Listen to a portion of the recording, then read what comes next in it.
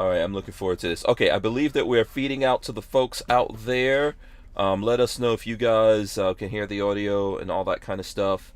Um, so, couple of things here. We are on the road. We're not at the hacienda, so you guys are going to hear some traffic, maybe some trucks and things like that out there. So, don't be worried about that. It's all part of the natural ambiance. I want to invite everyone to go to hankstrange.com, sign up for our email list there. Lola spends a lot of time working on Lola's deals. You guys can also check that out.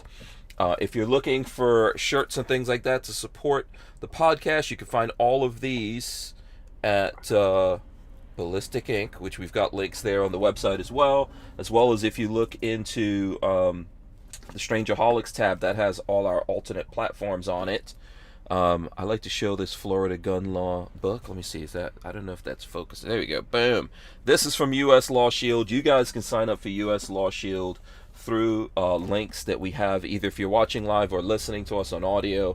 You can sign up, and if you do a yearly membership, you can save some money, send a couple of shekels in our direction, help support the podcast with that. All right, now, that being said, I do want to say this. I want to make a quote from Big Trouble in Little China. And this quote is from Jack Burton. I don't know if my guests know the movie Big Trouble in Little China, but it goes like this: just remember what old Jack Burton does when the earth quakes and the poison arrows fall from the sky and the pillars of heaven shake. Yeah, Jack Burton just looks that big old storm square in the eye and he says, "The Who Moved My Freedom podcast, pal. That's the #1 Second Amendment podcast in the universe, because old Jack Burton says so." Boom. I don't know if anyone out there like even has ever seen that movie Big Trouble in Little China. It's one of my favorites. Liberty is like, what? I don't know. This is some nerdy stuff that I know nothing about. All right, that's exactly what I was thinking. I can see that looking like. I'm glad you said it. What is happening? Okay, Daniel. I was like, wow, Hank's a serious nerd. Yeah, you've never heard of Big Trouble in Little China. Kurt Russell. Yeah, okay, you're too young for that. I'm just gonna go with that. There we go. Okay, you've heard of it, obviously, Daniel. Listen, let's smash the open and get into it right now. If you guys out there have heard of it, hit those thumbs ups, ring the bell, all that kind of stuff.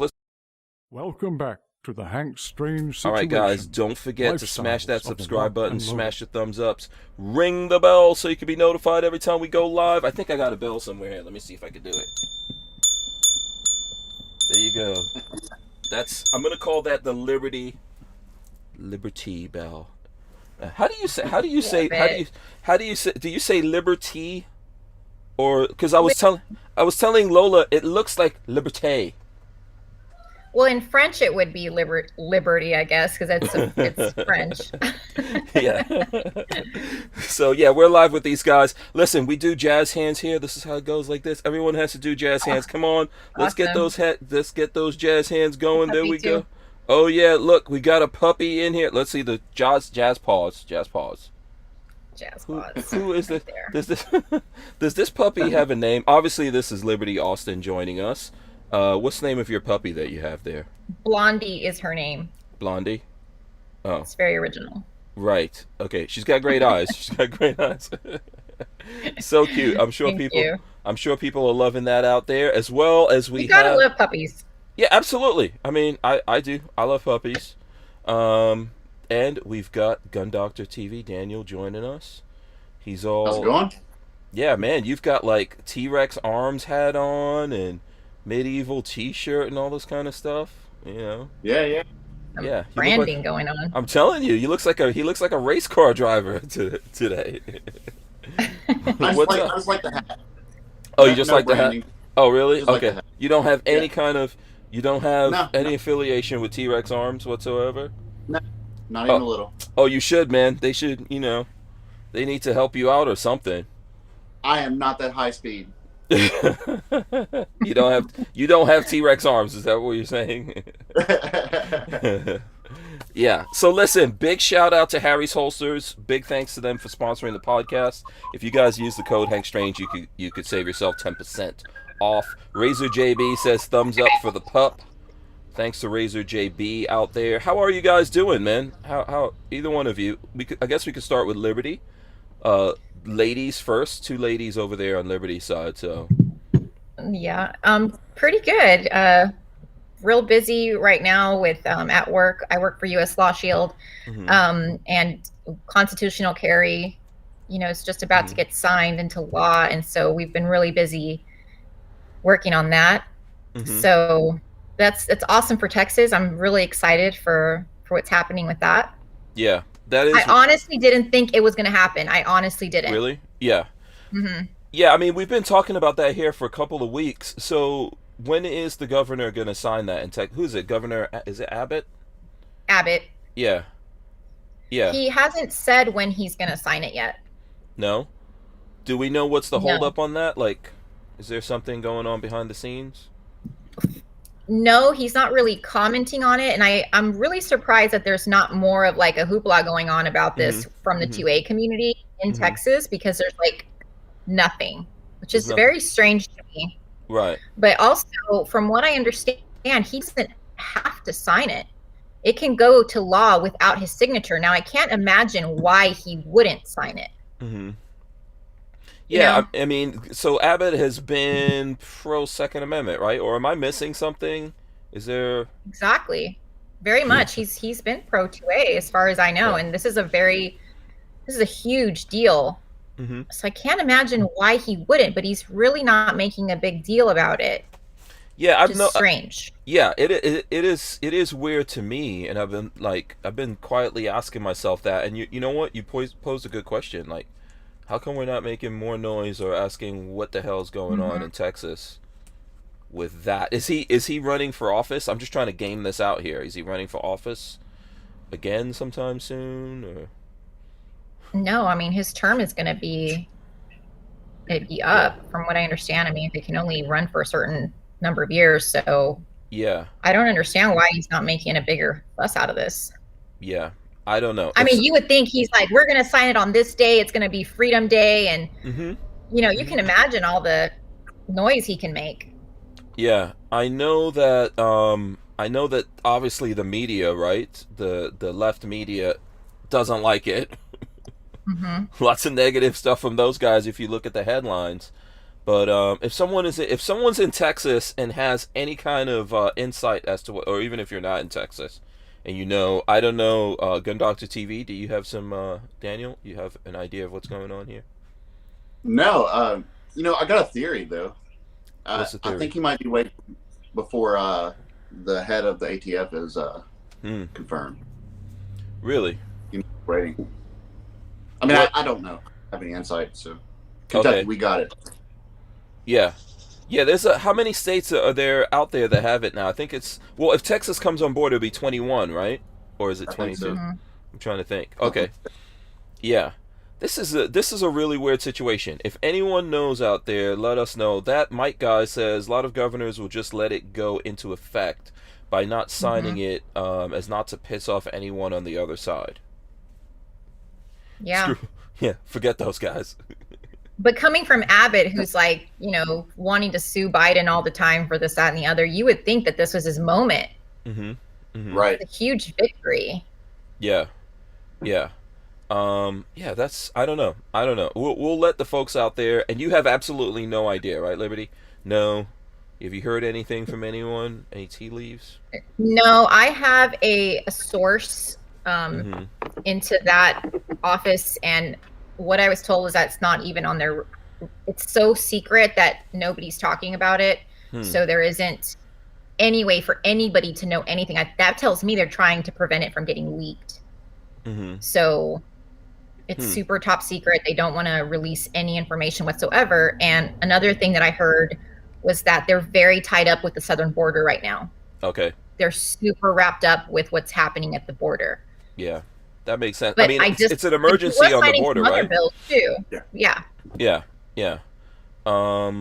There is. Did Texas declare a state of emergency yet on the border? I don't know. I don't know that we did that yet. Yeah. You might have done that a while back, actually. Yeah, I thought I heard something like that. Alan Powell's trying to be funny. He says she might not be at liberty to discuss it.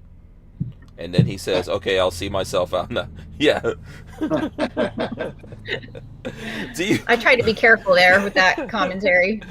Yeah, Liberty. Do you get this all the time? Do you get it's like Oh, that was a good, yeah, definitely. Does it annoy you? You know what? Can tell us. What I get a lot of is that Liberty Mutual commercial. Like everybody has to sing that song to me as I walk by at any event. You know, that Liberty, Liberty, Liberty. Mm-hmm. I'm not going to sing it because it's so annoying to me. But you guys, Right. you know, I'm sure it'll happen for the end of the call. I never thought of doing it. I don't know. I never. For some reason, I'm always like, oh, I don't want to. You know, I don't know. There's no reason. I always don't want to mess with you in any way and get in trouble. I've seen her shoot. Yeah, maybe that's what it is. I'm always minding my P's and Q's. I'm like, oh, be nice. Don't start no trouble. There won't be no. Yeah. Yeah. How harmful? How bad can I be when I have a puppy here? It's not. No, it's not. Oh, I don't know, but that's very. I mean, look at this. This scene is very Dr. Evil-ish here. You know, you could be. You know, like you could. Yeah. That's true. Yeah. That's So petting the easy. puppy. Yeah, so easy. Like, yes, billions and billions. You know, puppies with lasers. That's right. Oh, so okay, Dr. Evil, you know about really? That hurts my soul. Don't know about big trouble. That hurts my soul. What's up with you, Daniel? Obviously, look, you guys were in the Surviving Man. Lola's telling me. I know it just goes out of my. I always want to say the Isle of Man. The Isle of Man. Yeah, you know, I'm a little dyslexic. You guys have to understand that. It's fine. I understand. Yeah. So The Surviving Isle Man, of Man sounds like where I live with my evil puppy. Yeah, exactly. You know, with the laser eyes. Yes, with a bunch of all your minions would just be some dudes. Is that I don't know. My minions. Yeah, the minions. You know the minions that you control will just be some dudes out there, and that's why it would be called the Isle of Man, right? No. The henchman. True. Yeah, yeah. So you guys were doing Surviving Man together, or Yes. yeah, you guys were in that whole thing. It's not out yet. Who wants to explain what's going on here with this Surviving Man competition thing? What's up with that? Liberty, you want to go? Sure. So, Surviving Man is hosted by Don Man, who's a former SEAL Team 6 guy. This guy is phenomenal. I am just in awe of him still. Just one of the most respectable men I've ever met in my entire life. Just a great all-around person, humble, and he's been through so much in his life, and he's so eager to share all those things with everybody. So this guy is leading 32 cast members who are competing for the #1 spot. Okay. And the training includes Navy SEAL-like training. Okay, so it's not just competition; it's actual training. I'm yes, rolling. so I'm we rolling have in to the website survive. now. Okay. Mm-hmm. Yeah, we have to survive certain challenges, right? Mm-hmm. A lot of them are physical. So it's not just guns. It's like we're doing push-ups in the desert on gravel in the super hot weather. It was very intense. Okay. 5K runs to the desert, things like that. Oh, okay. Did you guys volunteer? Yeah, we for had this? Yes. Yeah. Yeah. Oh, okay. Yeah, I would definitely not volunteer to be. I didn't sign up for the 5-mile running. Okay, that was sprung on me. I didn't know. I thought maybe they were going to make it look good for show. Right. I was No, dying. It was legit. Wait. So really? They really try to kill you guys? Yes. Oh, it was legit. Yeah. Oh, it was? I had sun poisoning and everything. It was Oh. it was cool. No, My that's feet not cool. My feet bled through my combat boots. It was What? unbelievably hard. Oh, no. One of the hardest things I've ever done in my entire life, probably, for sure. Really? Would you do it And again? I'm not military. Yes, Mhm. absolutely. Yeah. But I'm not military, so it allowed me to gain the perspective and so much. I already respect military and law enforcement before, but this is man, I really respect what you guys do out. Mm-hmm. Yeah. So let's see. Do you wanna add to this, Daniel? Yeah, I mean, the show, it's going to be awesome. And the website that you were showing there, you can go and sign up for the VIP link and check it out when it premieres and get on it. It's going to be pretty awesome. It's like she said, it wasn't just shooting challenges. It was physical challenges, and above all, it was mental. Above everything, it was a mental challenge. Okay. So, some questions coming in here. Razor JB says, Hank, you aren't watching the X-Ring channel? He was in it as well. Yeah, I don't get to keep up with everyone's channel, unfortunately. I am a fan of X-Ring. You know, we've had him on and all that kind of stuff. I know he does stuff with my knife guys right here. You know, see, check it out. I got my Microtech right here. He's a Microtech dude, just flexing a little bit. Oh, cool. Yeah. That is a flex. Yeah. I have one. I should go get mine so I could show it off too. Oh yes, please do, Daniel. Oh yeah, hold on. I'm gonna have my husband bring it to me. Yeah, Daniel. I don't know. Do you have a Microtech yet? I don't have a Microtech. Oh, jeez, man, you got I'm not in the Cool Kid Club. Yeah, now you're embarrassing me and Liberty. I mean. Yeah, sorry, man. We're gonna have to do something. Make sure you get. So yes. Anyway, shout out to X-Ring that was in there. Lola wants to know. Lola says, what was the selection process? Daniel, you want to tell us, like, how? Because So you guys volunteered for this. How many people actually volunteered? Because I think you said it was 30 people chosen. How did they figure that out? I think the poll was around 500 people. Wow. Okay. And you had to send in a tape explaining why you would be good on Surviving Man. It's basically an audition tape. Okay. All right. What did you do for your audition tape, Daniel? Look at the mug, bro? Oh. The beard. Okay. I just took a picture and sent it in, and they're like, "Hey, let's get the beard." So I think we need one crazy guy. Yeah, we'll take GunDoctorT.V. Is that what it was? That's exactly what it was. I'm pretty sure. You know. So this. Okay. What about you? What was your tape that you sent in, Liberty? So I wanted to get back into shape because it's been a while for me. I hurt myself a couple years ago. And so for me, it was more about getting back into shape. And so that was really what I wanted to do, but I had no idea that we were going to do it to that level, you know? Yeah. Yeah. So 500 people, and they just from the 500 they just announced this is the 30 that we're going with, or was there like different levels of this? Did they talk to you guys? Well, I can't speak to Liberty's experience, but I knew pretty early that I was cast. But they just let you know through email and. Okay. Yeah. How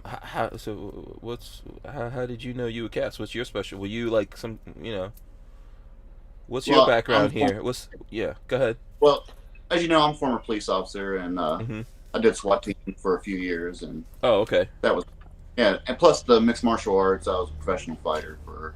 Oh, you were? A few years. Okay. Yeah. I don't know. Have you talked about that before on the show? I don't know if you talked about that. Okay. Oh, absolutely. Right. Memories in there, man. Yeah, I wasn't paying attention, obviously. So they were like, okay, we're going with this guy. Liberty, how about you? How was your thing? Was it immediate almost, or? Yeah, it was pretty fast. I,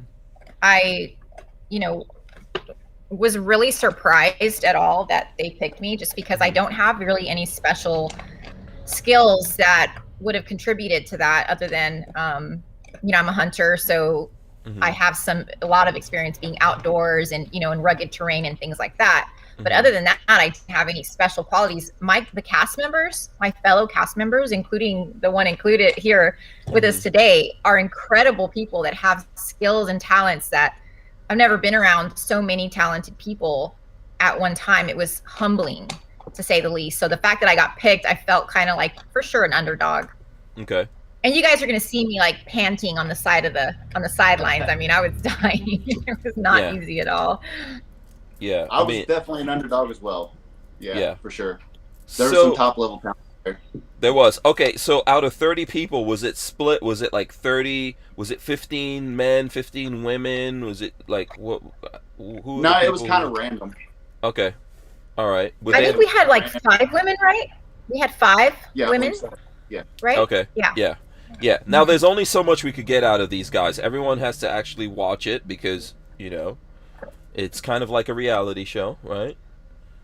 This Yeah, is how sure this is. is how it goes. If you're on a reality show, you got to sign all these non-disclosure things. You can't. I mean, a lot of times, like the really big ones don't even let you go until this stuff. Right. It's all in the can, and then I think they still sequester some people because they just don't want them out there talking about it before it gets out. So we don't want to give away any secrets, right?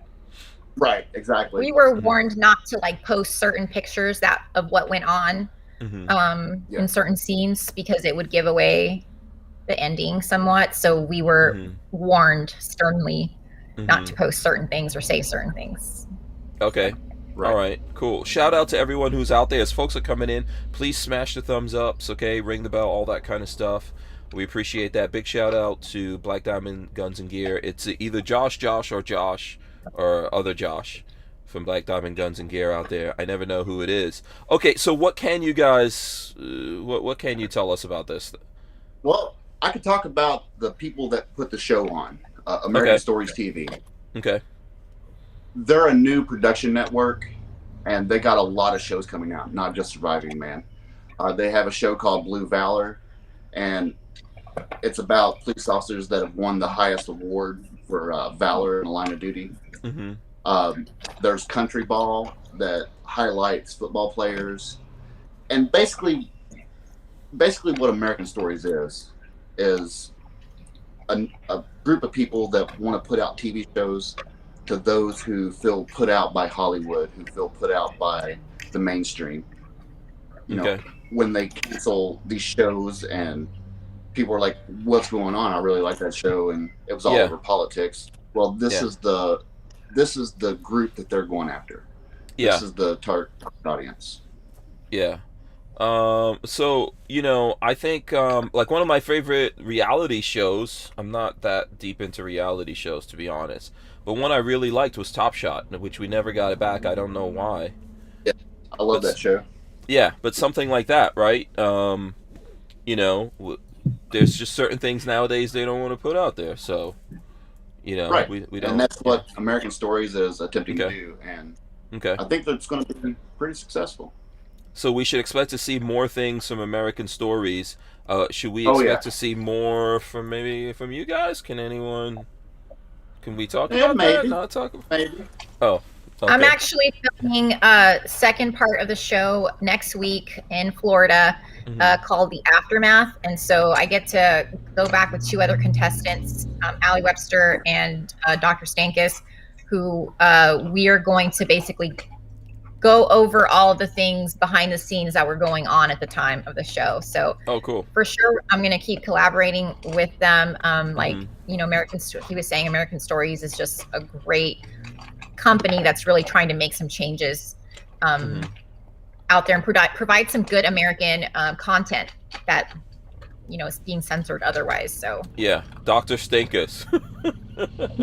Okay. Jen Stankus. Yeah, Jen, she's a superhuman. Oh, yeah. this is a lady. Okay. Yeah. She was one of the contestants on the show, and she is an absolute superhuman. Really? Okay, Yeah, cool. if you Oh, think yeah. of Terminator, the mom from Sarah Connor from Terminator, Mhm. that's Dr. Stankus. Yeah. Oh, wow. Mhm. Okay. All right. So, Yeah, awesome.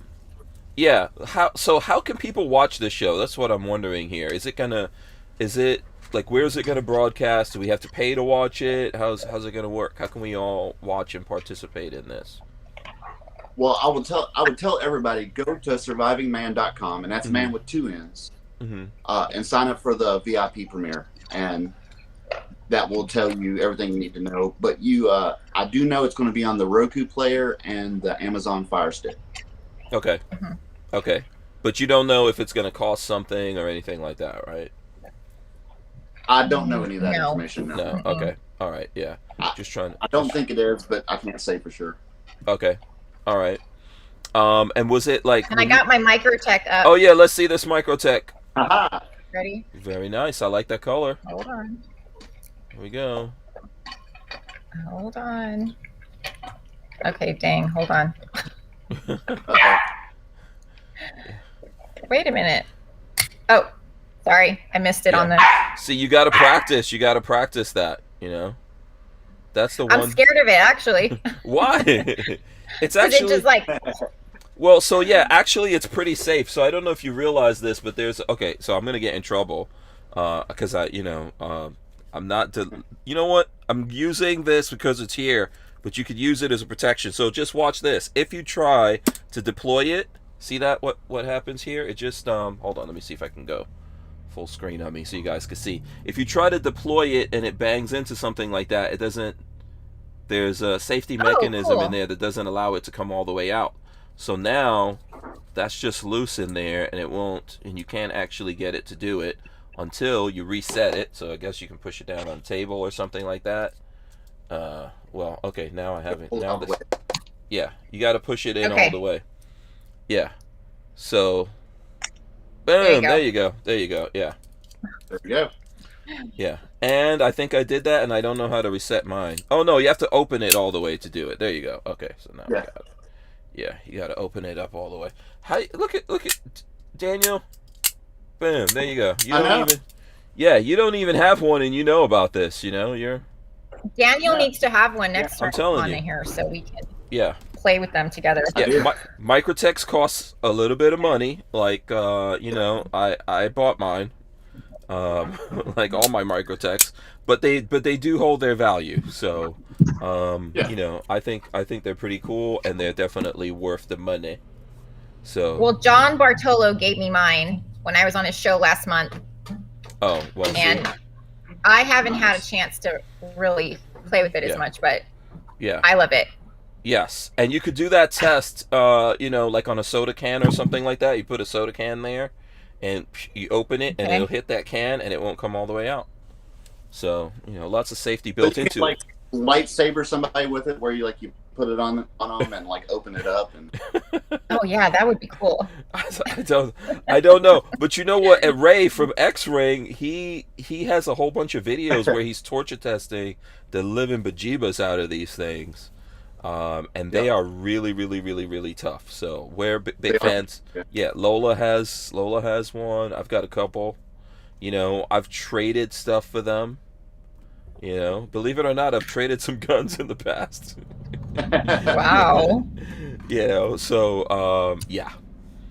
That's just how it goes with the microtechs. And I'm sure everyone out there will tell us their favorite thing. Ghost Tactical's out there. Shout out to him. That Mike guy says that a Boba Fett version. Yeah, this is from the Bounty Hunter. Let me see if we can get it. This is from the Bounty Hunter, because they can't actually use Boba Fett or anything like that. So that's what this is. That's what the symbol is. It's very cool. Yeah. I like that. I'm a huge Star Wars nerd. Yeah. Are you into any of this kind of nerdy stuff, Liberty? Or no? Well, I'm a Lord of the Rings fan, so I don't know why Star Wars fans are never Lord of the Rings fans. Do you notice that? I'm both. Oh, you're both? You're both? Okay, good. Okay. I'm like a major Lord of the Rings nerd. Really? Why? I thought that I was nerdy because I watched Lord of the Rings. Oh. So what is it you like about Lord of the Rings? Yeah, I read the books too, yes. When I was a kid, I was a big fan of Lord of the Rings. And I like the movies and all that kind of stuff I've seen.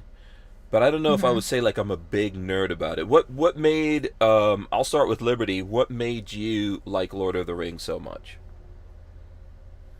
I think its spiritual qualities. Mm-hmm. It's just more of a I know Tolkien's background, so I guess it's a spirituality of good versus evil. That whole kind of battle just resonates well with me, and just what I like. I mean. Okay. I don't know. Really, that's it. I like the characters. Okay. Love the characters. What character do you identify with the most? Legolas, the elf, the archer. Okay, you like the elves. Do you think do you fancy yourself as an elf? Maybe I would be a she elf for sure, Really? 100%. Yeah. Okay. Yeah. You have that glow. They're almost like what is that? What is that vampire thing with the glowing diamond skin? Whatever. Um, Are you talking about Twilight, Hank? yeah. Oh, Twilight. Oh my gosh. Yeah. The elves. That's like, yeah, that's so funny. Yeah, and Legolas wasn't Legolas. What was that British actor? Right. I forgot his name. Orlando Bloom. Orlando Bloom, boom, from Pirates of the Caribbean. Yeah. Okay. All right. Interesting. We're gonna analyze this, Liberty. We're not getting off this anytime soon, since we found something you're nerdy about. So, Daniel, what is it that drew you to Lord of the Rings? I guess originally it's the fantasy realm. I'm all about that. I'm a D&D nerd too, so Okay. I'm a real true nerd. I play D&D. Yeah. do all That's kinds of that's crap. Dungeons and Dragons, Liberty. Yes. Oh my God, you play that? Absolutely. Yep. I told you I'm a nerd. Just kidding. No, I don't know if you. I don't know if you knew that or not. I just figured I would say it. Okay, so you're into fantasy stuff. You're into fantasy. Absolutely. Okay. I'm the dude that dressed up to go to Renaissance festivals and stuff. Yeah. Yeah. That's me. Well, I mean, I was thinking when we were talking about how you got selected. Like when I look at your videos, Daniel, I always ask myself like, how come Daniel isn't getting more views or whatever? Because your stuff is entertaining, and you have a lot of fun with what you do. And maybe these guys saw that. Yeah, I think that's what it was. Yeah. So, who do you identify with in Lord of the Rings? Oh, King Aragon. Absolutely. Really? Okay. Interesting. I knew you were going to say that. Really? Okay, interesting. So, listen, let me tell you. I don't know if a lot of people know this, but when I was a kid, I think I started reading The Hobbit when I was like around 6 years old, believe it or not, and that's a big book. But wow, that is impressive. Yeah, I learned how to read, and and one of the first books that I read after I learned how to read was The Hobbit, and I read it over and over again throughout my life, because I think when you're that age, you don't understand everything that you're just reading words and. For some reason, like you said, I identified with that kind of stuff. And so that went into the Lord of the Rings, and I've read those over and over and over again throughout my life. So I would say, like, out of all of those characters, I kind of identify with the hobbits, like Frodo and Bilbo and stuff like that. Interesting. Yeah, and I think that Tolkien saw the Hobbit characters as children, and that's probably why I identified with it so much. It's like little people. But then as I got older and I saw the movies and things like that, I do enjoy it. I don't want to say I don't enjoy it, but I'm not as much of a nerd about that as other things, I think. And like I think what? So do you like what? What do you mean like what? You said like other things. What other things are you nerdy about? Okay. Like for example, I'm very nerdy about Rick and Morty. Do you know what Rick and Morty is? Ricky No. Is that like Robin Williams? No, Rick and Morty. No. No, I don't know. I don't know. You're talking about Mork and Mindy. Mork and Mindy. Yes, that's what it sounded like. No, Rick and Morty is. Milk with a finger? Yeah, Rick and Morty is a cartoon. So how Daniel was saying he dressed up, like the last time Lola and I had to do a dress up thing, one of our friends got married in New Orleans, and her wedding was like a Halloween wedding. Everyone had to get dressed up as a character. And Lola and I did Rick and Morty characters. Fun. Yeah, it's a cartoon, but I like it because it's an adult cartoon. There's a lot of cursing and adult jokes and stuff like that in there. And it's very sci-fi. Huh? Were you Rick or Morty? I was Rick. I was Black Rick. That's what I went as. So was Lola Morty? No, Lola was in one of the Rick and Morty. In one of the stories, there's this planet that there's this planet that's taken over by a hive mind. There's a hive mind that takes over. Yeah, and so Lola played one of the people from the planet that was a hive mind. Somewhere here I have pictures. I'll find them and throw that That's in awesome. for you guys. Yeah. But I just like that kind of stuff. And here's the reason why I really like Rick and Morty, because so when I read the Lord of the Rings, I was actually living in England at the time as a kid. And so I used to watch Doctor Who and all that kind of stuff. And when I was a kid, I loved Doctor Who. But then when I got older, I was like, this is nonsense. You know, there's a lot of like communism, I guess is the best way for me to describe it in Doctor Who. But I like Rick and Morty because it's kind of that same kind of sci-fi thing. There's no time travel, but there's a lot of similar things going on in there. It's just more grown up. And I think that's one of the things with the Lord of the Rings, that as I got older, I realized that I identified a lot with that when I was a kid, but as an adult, I have a tougher time connecting to it, if that makes any sense. Yeah. Yeah, for sure. Yeah, I don't know if that's weird. I used to really like Beavis and Butthead, Huh? but not anymore. Yeah. Oh, you said you like Beavis and Butthead? Like, I used to think Beavis and Butthead was really funny, but now I just, I have a hard time You do. laughing at it. Yeah. I like Beavis and Butthead too.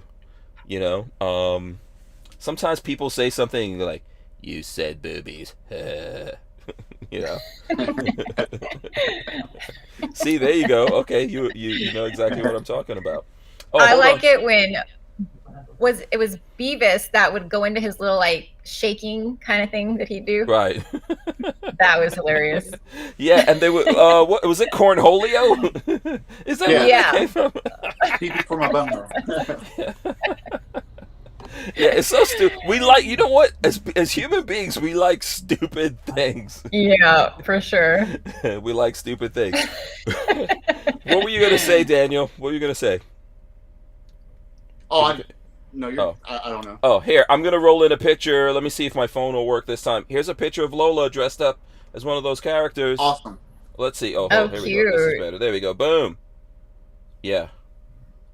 That was Lola. I noticed she didn't send me a picture of me here, but I guess she's got she's got the pictures of her on demand. Yeah, that's so crazy. Now I have I gotta look and find pictures of my own self. But I sent you pictures of did you? No, that was I just. Oh! Hold on a second. Hold on. I see it now. I see it. Hold on. Here, let me go into it. Here we go. So boom, there we go. There's me. Oh, that's cute. Yeah, see, that's like black hip hop Rick. Kind of. I love that blue wig. Yeah, you know, I kind of mix it. That's my problem. I always mix up things like this. I can't just, I have to add my own creativity to everything that I do. But yeah, so there you go. That was an awesome wedding. That was like, huh? You nailed the unibrow. I nail the unibrow all the time. I've got a permanent unibrow. Yeah. So you've never heard of Rick and Morty? I can't believe that. I know I'm gonna Daniel. have to Google it later. Yeah, you're gonna have to look up Rick Figure and it Morty. out. Yeah, Rick and Morty is one. It's like what is it? Cartoon Network, I think. Yes. Adult Swim. Adult Swim. Yeah, Adult Swim. It's so awesome. I watch those over and over and over and over again, and I quote stuff from there. So, yeah. Let's see here. So, let's see this. Let's see if there's some questions coming in here. Shooting Gallery NE says I'm a Power Ranger nerd myself. Huh. Oof. I used to like Power Rangers too. Yeah. Really? I never got into Power Rangers. Maybe that's like a generational thing. I was into stuff like He-Man. Yeah, G.I. that Joe. and Batman was my favorite. Like, I had to watch Batman every day. The cartoon. Yeah. Yeah, was The it the cartoon. cartoon? Oh, okay. Mm-hmm. Did you ever watch the old Adam West Batman TV show? If it When I was was ever like little. on reruns, yeah. Oh, okay. Yeah. Yeah. Those were stupid, but I knew they were stupid when I was a kid, but it was just so much fun. It was still the 1980s then, so. Yeah. Mhm. Yeah. Shooting Gallery NE. Oh, Shooting Gallery NE has a whole bunch of stuff he's saying in here. He says The Hobbit is the better of the books / movies. Yeah, I think The Hobbit is I would definitely say the better of the books. I think when I think when they because they kind of did it in reverse with the Lord of the Mhm. Ring movies. So the With the original, movies. they did Lord of the Rings first, which I think was pretty good. I might have a few complaints about it, but it was The overall. ghosts? Oh, the wraiths? No, I thought the No, the wraiths. ghosts. What ghosts? No, remember in part 3, the pirate ship. Oh, with the full of pirates. the ghosts. That could yeah. have been a little better. Yeah, that was okay. Yeah, that's valid. That's That's valid. like my only complaint. That's your big complaint. You didn't like the ghosts? I didn't care for the ghosts. I'm trying to remember. Was that in the stories? I think it was, right? I'm trying to remember if that was actually in the books. Someone Yeah, it was out in there. the books. It was in the books. Okay, maybe they just rushed through that part of it or something like that. I don't know. Yeah, it was wonky the way they kind of waved over the battlefield. Yeah. I don't know. Yeah. Yeah. Because There's the a lot of- Pirates of the there's a lot of Caribbean walking ghosts in were those cool. movies. Yeah. Oh, the part. Okay, so you compared them to the Pirates of the Caribbean ghosts. Yeah, they just could have done better. Right. It's like they rushed, like you said, they rushed past it and they just didn't really pay that much attention to detail. Yeah. Yeah. Original Pirates of the Caribbean is an awesome movie. I could watch that anytime. Yeah. Yeah. I think eventually, somewhere there, it got all crazy, like it usually does in sequels. You know, Yeah. I don't know. Let's see. Did they make like 5 of those? They made 5 of those movies, I think, right? I believe so. Yeah, I think the first 3 were okay. I didn't even watch They the were under last 2. They contract to just do looked like dumb. 12. Huh? They what? They were under contract to do like a big number of those. 12? movies, Oh so- no. No, I Yeah, don't think. it was, it Yeah, was the whole 12. series. Oh wow. Okay. Yeah, the first 3. What did you just say, Liberty? You didn't watch. You only watched the first 2 or something? Yeah, I watched the first 3. The last ones just didn't seem appealing to me. They just seemed so over the top, you know. Yeah. Yeah. X-Men. Yeah. The last 2 especially were horrible. The third one I thought was good because it starts off with a sea shanty. You know, how can you go? How can you go wrong when you start off with a sea shanty? And I always thought it was good, like people who are looking at this for gun stuff, like what does that have to do? But you know, if you think about it, like in the beginning of the third ones, where they were showing how they were hanging people and doing all these kinds of things, that's what would have happened to the founding fathers of America. You That's know? right. Yeah, had we lost that, Yep. you know, it's funny, you know, this is like episode 776, I think, that we're in right here. But that's what would have happened to all those dudes, man. They would have been hung. Yeah. Their dead bodies would have been put in cages and stuff like that, and left out there for the ravens and things like that to pick them apart. It was just, you know, it was crazy.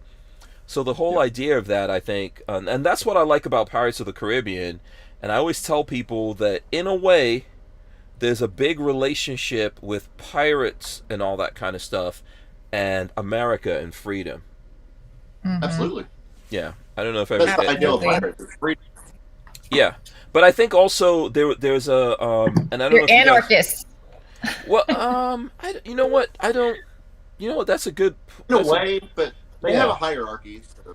Yeah, because I think there's a documentary on Netflix that talks about pirates, and the pirates were some of the first people to bring up the whole idea of democracy. So, like on a pirate ship, there was democracy. The captain wasn't a dictator that could do whatever he wanted to do. Like each man had a vote, including the captain, so they could overthrow the captain. You know, and there were pirates who took that idea and formed, like, I think one of the first nations that came out of that idea was in the Bahamas or something, or one of the islands in the Bahamas, if you really dig into it. And that kind of idea kind of blossomed into what we have now in America. And the spirit, I think, a lot of that spirit is still there. Not in everyone, but some of us. No. Yeah, Absolutely. you know. Yeah. Yeah, for me, I identify a lot with Pirates of the Caribbean because I'm from the Caribbean. You know, Right on. and I Yeah. got pirate blood, That's so cool. yeah. But yeah, so I don't know how we got off track somehow from Lord of the Rings. Yeah, It's right there next to each other, so yeah. I think Not too far off.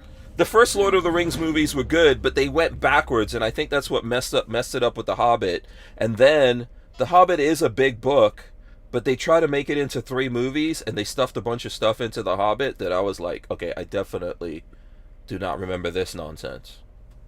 Well, like the she-elf was not part of the book. Yes. Yes. Yeah. That. But I'm so character. glad they put it in the movie, though, because they put it in so nicely where it didn't really feel like, oh, they're just trying to add women into it. It actually went really well, I thought. Yeah. Yeah, it worked. Yeah, Appalachian Gunrunner says, to me personally, Conan the Barbarian was the beginning of my fantasy realm interest. I love Star Wars and really enjoy The Lord of the Rings. Yeah. Yeah, I like Conan back in the day. Yeah. Conan, Arnold in his prime. yeah. Conan, Arnold Schwarzenegger was the best Conan. No one. Yeah, no one else has done. And you know what? When I was a kid, I liked Arnold. Now, not so much. You're not down with Aquaman?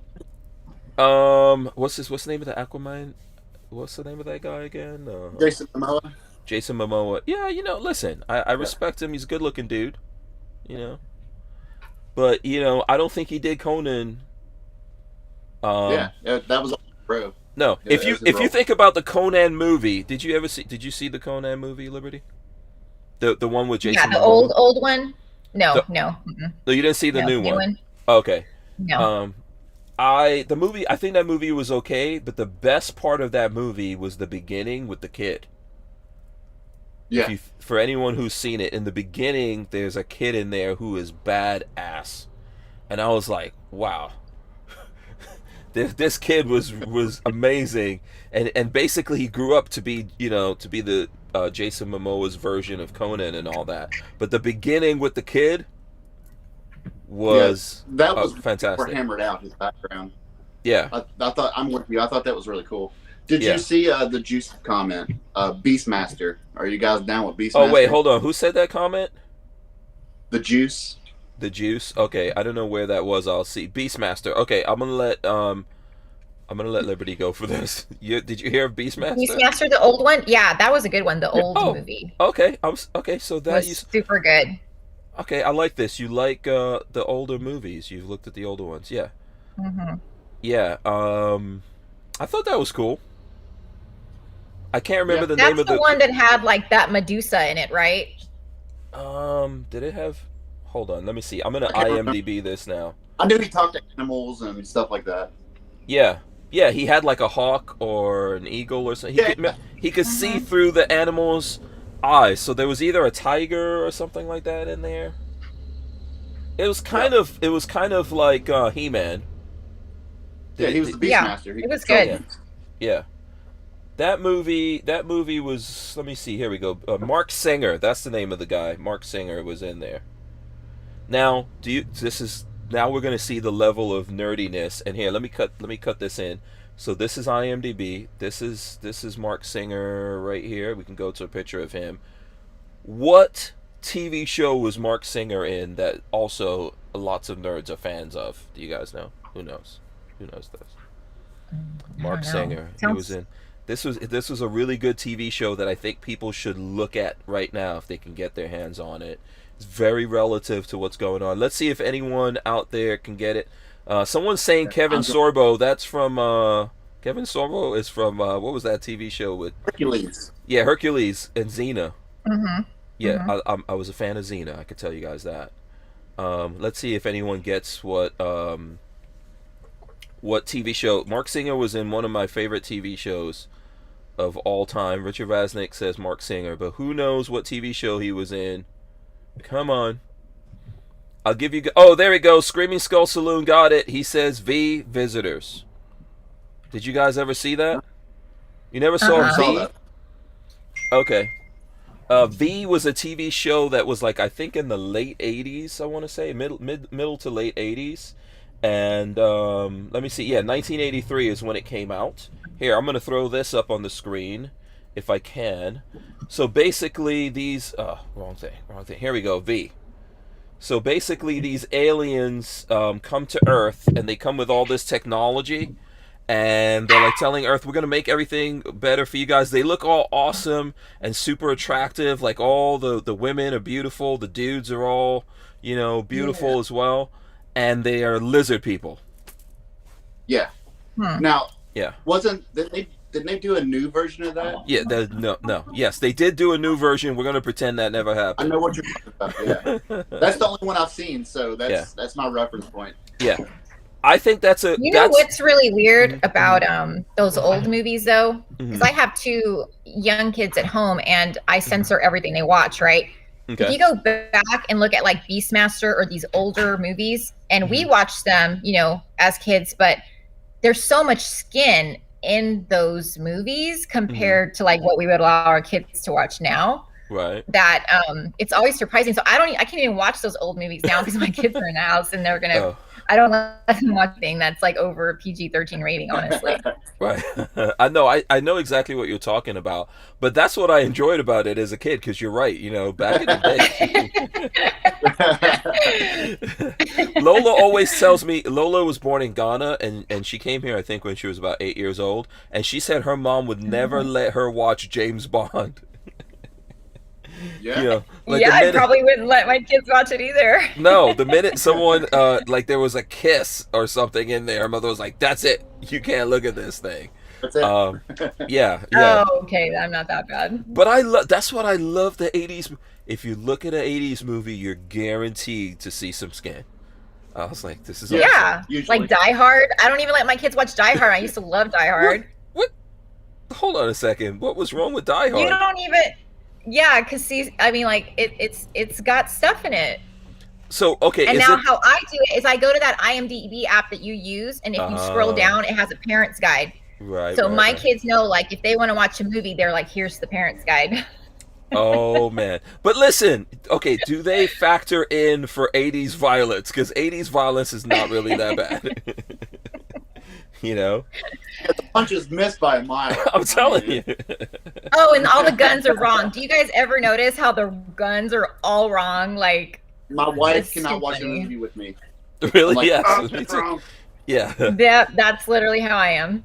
Yeah. What was it? True Lies. We always talk about that here on the podcast. True Lies. And we do a movie night sometimes. So if you guys are really into nerdy stuff, I'm going to get back. We haven't done it in a while. I'm going to get back into doing movie night where we pick a movie. And I would love to do movie night because I Yes. just love to criticize all the moves. Okay, cool. Yes, so I'll invite you guys when we do that, because we pick a movie. We obviously can't show the whole movie or anything like that in here. We show a couple of things, but we talk about the guns and what we thought about the movie. We talk about that for the whole time. But True Lies, remember True Lies with Schwarzenegger and Jamie Lee Curtis. Jamie Lee Curtis? That was I Yep. love that movie, man. I love that movie still. You know, but there's a scene in there where she drops. Is it a Uzi or a Mac 10? I think it might be a Mac 10. And it fires going down the steps. Yeah, it's going down the steps of fire. Mhm. Yeah. And it has a safety. It has a grip safety on it.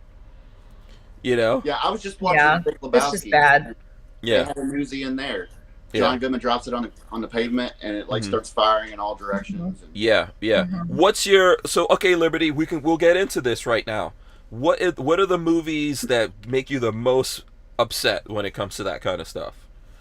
That Oh like, my can gosh! can Well, if can you think see of one? for off the top of my head, like one of the reasons I love Angelina Jolie for some things, but every movie she's in with a gun, it's just all wrong.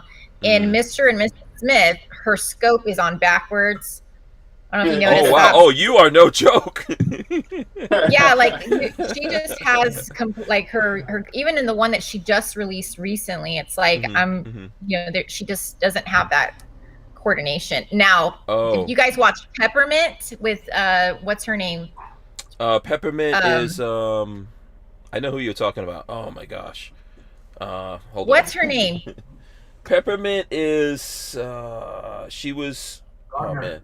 Jennifer Gardner. Jennifer Gardner. Yeah, I have that movie, but I haven't looked at it. Is a that badass. good? That's a good It's movie. so good because Oh, okay. look, not only are you going to be impressed by her gun use, but she is actually like a black belt Brazilian jiu-jitsu or taekwondo, whatever that is. She is like actually doing those moves. She's really good. Oh, cool. Okay. Yeah, but Jennifer Garner did what was the TV series that she did where she did a lot of gun stuff too? Alias? It was Yeah, Alias. Alias. Yeah. Yeah. Yeah. I like. Yeah, I hardly had any complaints in that movie. I was just like, wow, this is a great woman cool. empowerment. Even the Okay, guns they cool. use, because I'm real picky about the guns they use too. Yeah, Jennifer Garner has some muscles. I like ladies with muscles. That might be, some people might not. But put your hands up if you Yeah, like to you see have a to little bit watch of it. muscle on the ladies. I like to, not there's a line where it goes too far, but you know, you can put your hands up too if you want to, Liberty. Yeah, I like to see muscles on the ladies. There you go. Yeah. You know, that's what I like about Gina Carano, if I'm saying that right. Yes. Oh yeah, for sure. Yeah, yeah. You know, I'll just say it right now because people in the chat will know what I'm going to say right now. Death by Snoo Snoo. That's a nerdy reference. If you've never looked at Futurama, Liberty, you don't know what that is. Well, I know Futurama's a cartoon, right? yes. Yeah. But there's an episode. Is that the Amazonians? Yes, the Amazonians. There's an Amazonians episode in there where they crash land on these Amazonians planet and they sentence the men to death by Snoo Snoo. Yes. Oh gosh. That is so awesome. Okay, so Angelina Jolie always messes up the gun stuff. So Mr. and Mrs. Smith, which I thought was a good movie, and I've got to go back and with a fine-tooth comb and go through that one, or maybe we could do that on movie night. So Angelina Jolie messes up in there, but Brad Pitt doesn't. Is Brad Pitt? I don't really recall any real gun movies with him. No, but he was in Mr. and Mrs. Smith. Cup and Salter. No. Oh wait, he was doing that. He was doing that. Yeah, the old cup and saucer. Okay, huh? You know what's funny? They're supposed to be gun people, supposedly, allegedly. Yeah. Yeah. Mm-hmm. I still see people on the range using that grip, so that doesn't surprise me. So one of the things about Angelina Jolie and Brad Pitt when they were together, that was like a thing that people said that in their home they had a basement in Hollywood. Their basement had a gun range in it.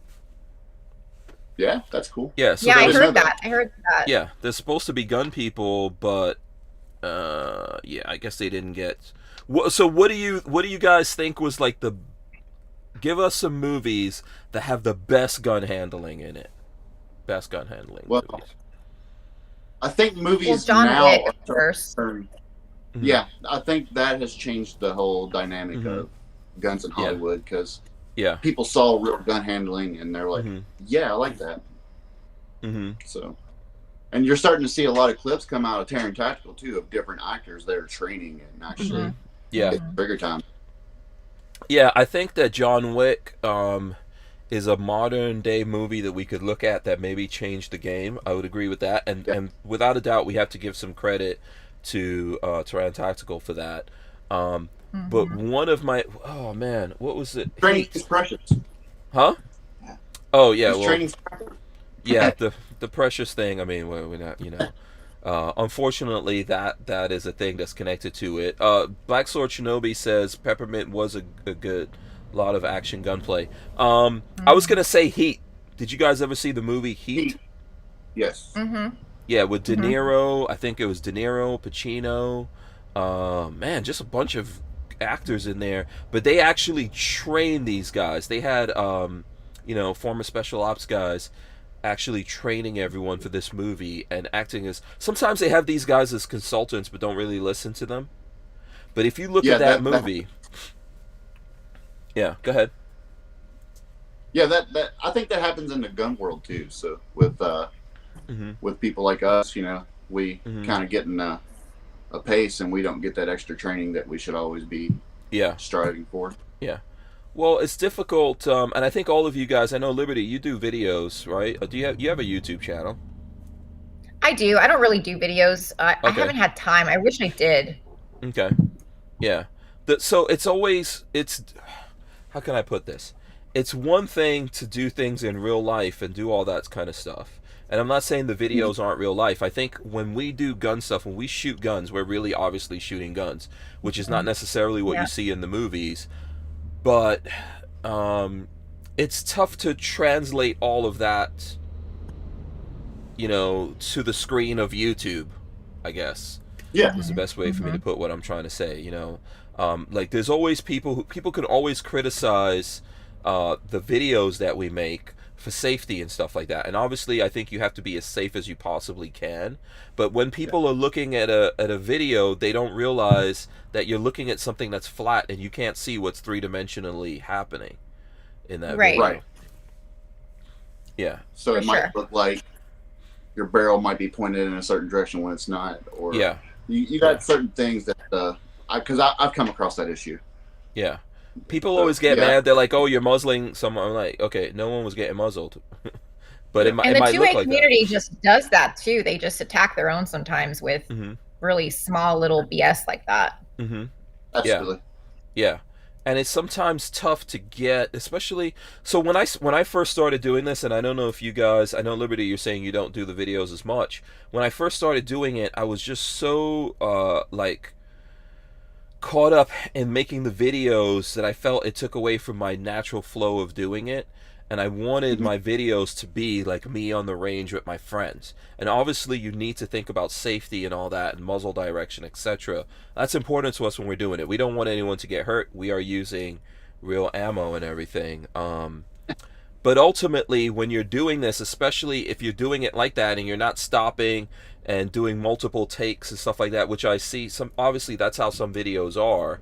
And I used to get caught up in that sometimes, like, oh no, we got to redo this whole thing. It's tough for that to translate that you are being safe, and at the same time you're just really seeing this play out the way that it played out. But you have to remember that you're looking at it and it's flat. Right. Yeah. So for example, my friend Patrick, Babyface P, did a video on my range, and he was shooting, but my dog, you know, we've got 6 acres and it's cut in half, and we've got a big fence in the middle of it. And my dog, he's not with us anymore, but he was a gun dog. You know, he's a Chesapeake Bay Retriever. So anytime guns come out, he gets excited. You know, some dogs get scared and they don't like gunshots. He loves gunshots. He wants to go after for whatever you got. But we locked him out because he would just run out in front of us all the time, and he was running obviously in front of the muzzle. So we would lock that fence in the middle and keep him out of there. And it's what Patrick did this day he made this video. This video went kind of viral. I think it's like 4 million views right now. And a lot of people were mad at him because they could hear my dog whining in the background, and they think he's shooting my dog. Oh, nice. Yeah. You know, and it's about suppressors and stuff, and they think he's shooting him. And there's so many, there's like this whole thread of comments there where he's trying to explain, like, the dog's locked out, he's mad because he can't come to where we are, where we're shooting. And I wasn't even in the video where he's shooting, and people just don't understand, like, this is 3-dimensional. You know, and how you think someone's actually shooting a dog, and then they're going to put the video out. Right. Right. You know, it's so crazy. So do you guys, any one of you run into stuff like that? Absolutely, all the time. Okay. There's one video where I'm sitting on my butt shooting, Mm-hmm. and when I'm done shooting, it looks like, and I can see what they're talking about. It looks like the barrel's flagging my toes. Mm-hmm. And it's not. It's pointing in a completely different direction. Mm-hmm. I knew that at the time. I was, conscious of it because it was a loaded gun. Mm-hmm. And so I've caught a lot of flack over that one. Okay. All right. What about you, Liberty? Ever run into anything like that? Like even on Instagram and stuff? I know that's Oh, where for you do sure. things. Okay. Especially with like hunting, because like I said, they attack their own sometimes, Mhm. and if things that I came across was like if the animal wasn't what somebody thought was a prize or Mhm. to their standard or whatever, Mm-hmm. they let you know that the type of gun you use, everything, just criticize for everything. Mm-hmm. Did you ever have Everything. any of those, like, did you ever have big groups come after you because showing your hunting trophies and things like that? So yes, a lot. They used to happen a lot for some odd reason before Trump came into office. Mm. And I really don't know why that was, but I noticed that after that happened, it died down significantly because I used to have a lot of those death threats, like crazy people on my page all the time trying to do that, but not as much anymore, honestly. Okay, that's interesting. Do you think? What do you think is the reason for that? That it's gone away? Maybe.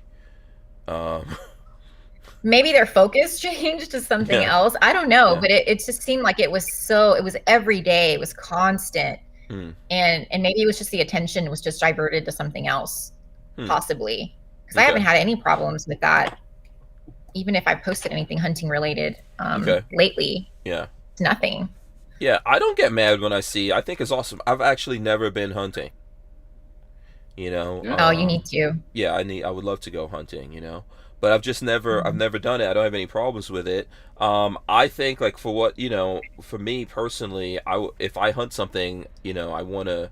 I would want to consume that thing if I could. There's certain Mhm. things that, like, I don't eat pork, but if I was hunting pigs or something like that, then I would probably donate it.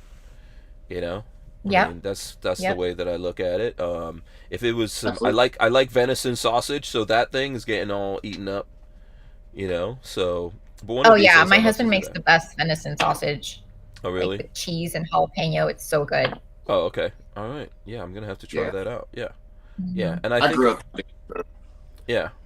Did we meet your husband at IV 88? We want to talk about that a little bit Yeah, here. Yeah. How was yeah, you that event? did. Yes. Yeah. How was It that was event for you fun. I guys? liked it. Hmm. Yeah. Do you I had go never there been often? to Oh, that you know. before. Okay. That was my first time, and it was a really different crowd for me because I usually, if I hang out in those influencer circles, I hate that word, but that's Hmm. the word.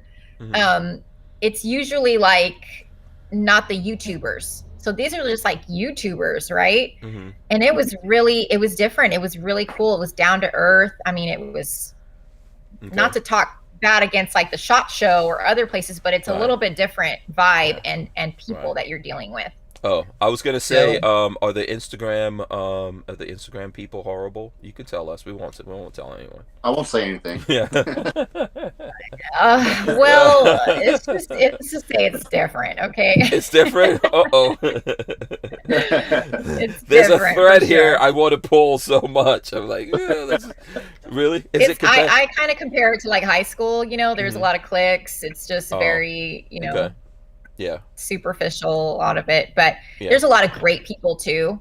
Hmm. Um, but still, it's Yeah. totally different. So IV 888, I thought like, damn, these people are cool. Like I would hang around with these kinds of people. This is my people. Like just country people are comfortable. Nobody was Hmm. worried about anything. It was just, Yeah. it was fun. I liked it. Yeah. I know. I was happy to just see gun people again. What did you think, Daniel? I saw Mhm. you over there. Absolutely. I think I enjoyed that more than anything. Hmm. Going and just talking to people and Hmm. getting out there and Yeah. having fun. It's been a I little mean, while since we've all seen each other because, one of the yeah, things I would say to Liberty for that is I think even on the YouTube side, which I guess I'm more of on the YouTube side than would be Instagram, even though we all have these different social media platforms. I think there is some click stuff in there, and there's all the different things that happens. But what is it? Absence makes the heart grow fonder. you know. I feel like I haven't seen all these people in a long time, and it was cool to just like see gun people again. absolutely. Yeah. Now, are you going to go in fall? Um, I don't think I'm gonna be able to make it in the fall, just because I'm gonna be doing probably around that time a lot of van stuff is gonna be happening. Yeah. So I won't be able to make it out there. What about you? What about Liberty? You guys going out there again? I would love to go back. Definitely. If I didn't even know there was a fall, but I definitely want to go back. Hmm. You guys going to NSSF, which is happening in Florida in July? In July. I don't know anything about that actually. Yeah. What's the deal? Yeah. Okay. Yeah. Tell us I think about that if you can. Yeah, so NSSF is just that National Shooting Sports Foundation. They have their big, it's like a SHOT Show, but for NSSF, there's a lot of big brands that go there as well. Hmm. A lot of influencers, that kind of thing. I'm going with US Law Shield. I'm actually putting together a kind of an influencer / ambassador little workshop for US Law Shield. So I would love for both of you to actually go to that. Okay. Yeah, I think I would have to get some more info on that and see exactly Mhm. when is it in July? It's July. It starts July 12th, but I'm thinking we're going to have some little party or something July 11th. Hmm. Okay. Yeah, I might be able to do that. Yeah. And is it in Orlando? It's West Palm. West Palm. Oh, wow. Mhm. West Palm. That's old stomping grounds for me and Lola. Yeah. Yeah. Yeah. Okay. I'm gonna have to look into that and see if we can make that. That Mike guy said, hey, some of us had the Gundies too, so thankful for those events. Yeah, that's true. Yeah, Gundies got the was gun. yeah, Gundies was cool to go to. Okay, so you brought up U.S. Law Shield. We got to talk Mhm. about this. We are affiliates here for U.S. Law Shield. We just recently started doing that. Tell us about you and U.S. Law Shield, though. What are you guys doing? So I've been with US Law Shield now for a few years, and they're a great company to work for. Their mission is so important. What they're doing is so important to the 2A community. And what's sad is that a lot of people still don't know that. And I'm really always just shocked when I come across people. I'm not really shocked. It's just like it's just so frustrating, because if you're going to have a gun and you're going to be carrying a gun daily, you've got to have the legal protection. You Mm-hmm. have no idea how it would just change your entire life. Even one incident of brandishing your weapon Mm-hmm. could change your entire life. Mm-hmm. So what I want to do is send the message out, and what US Law Shield wants to do is basically tell everybody who has a platform for 2A to, if you're telling people to carry a gun and do it responsibly, you should also be telling them to carry Mm-hmm. an insurance protection, because you never know.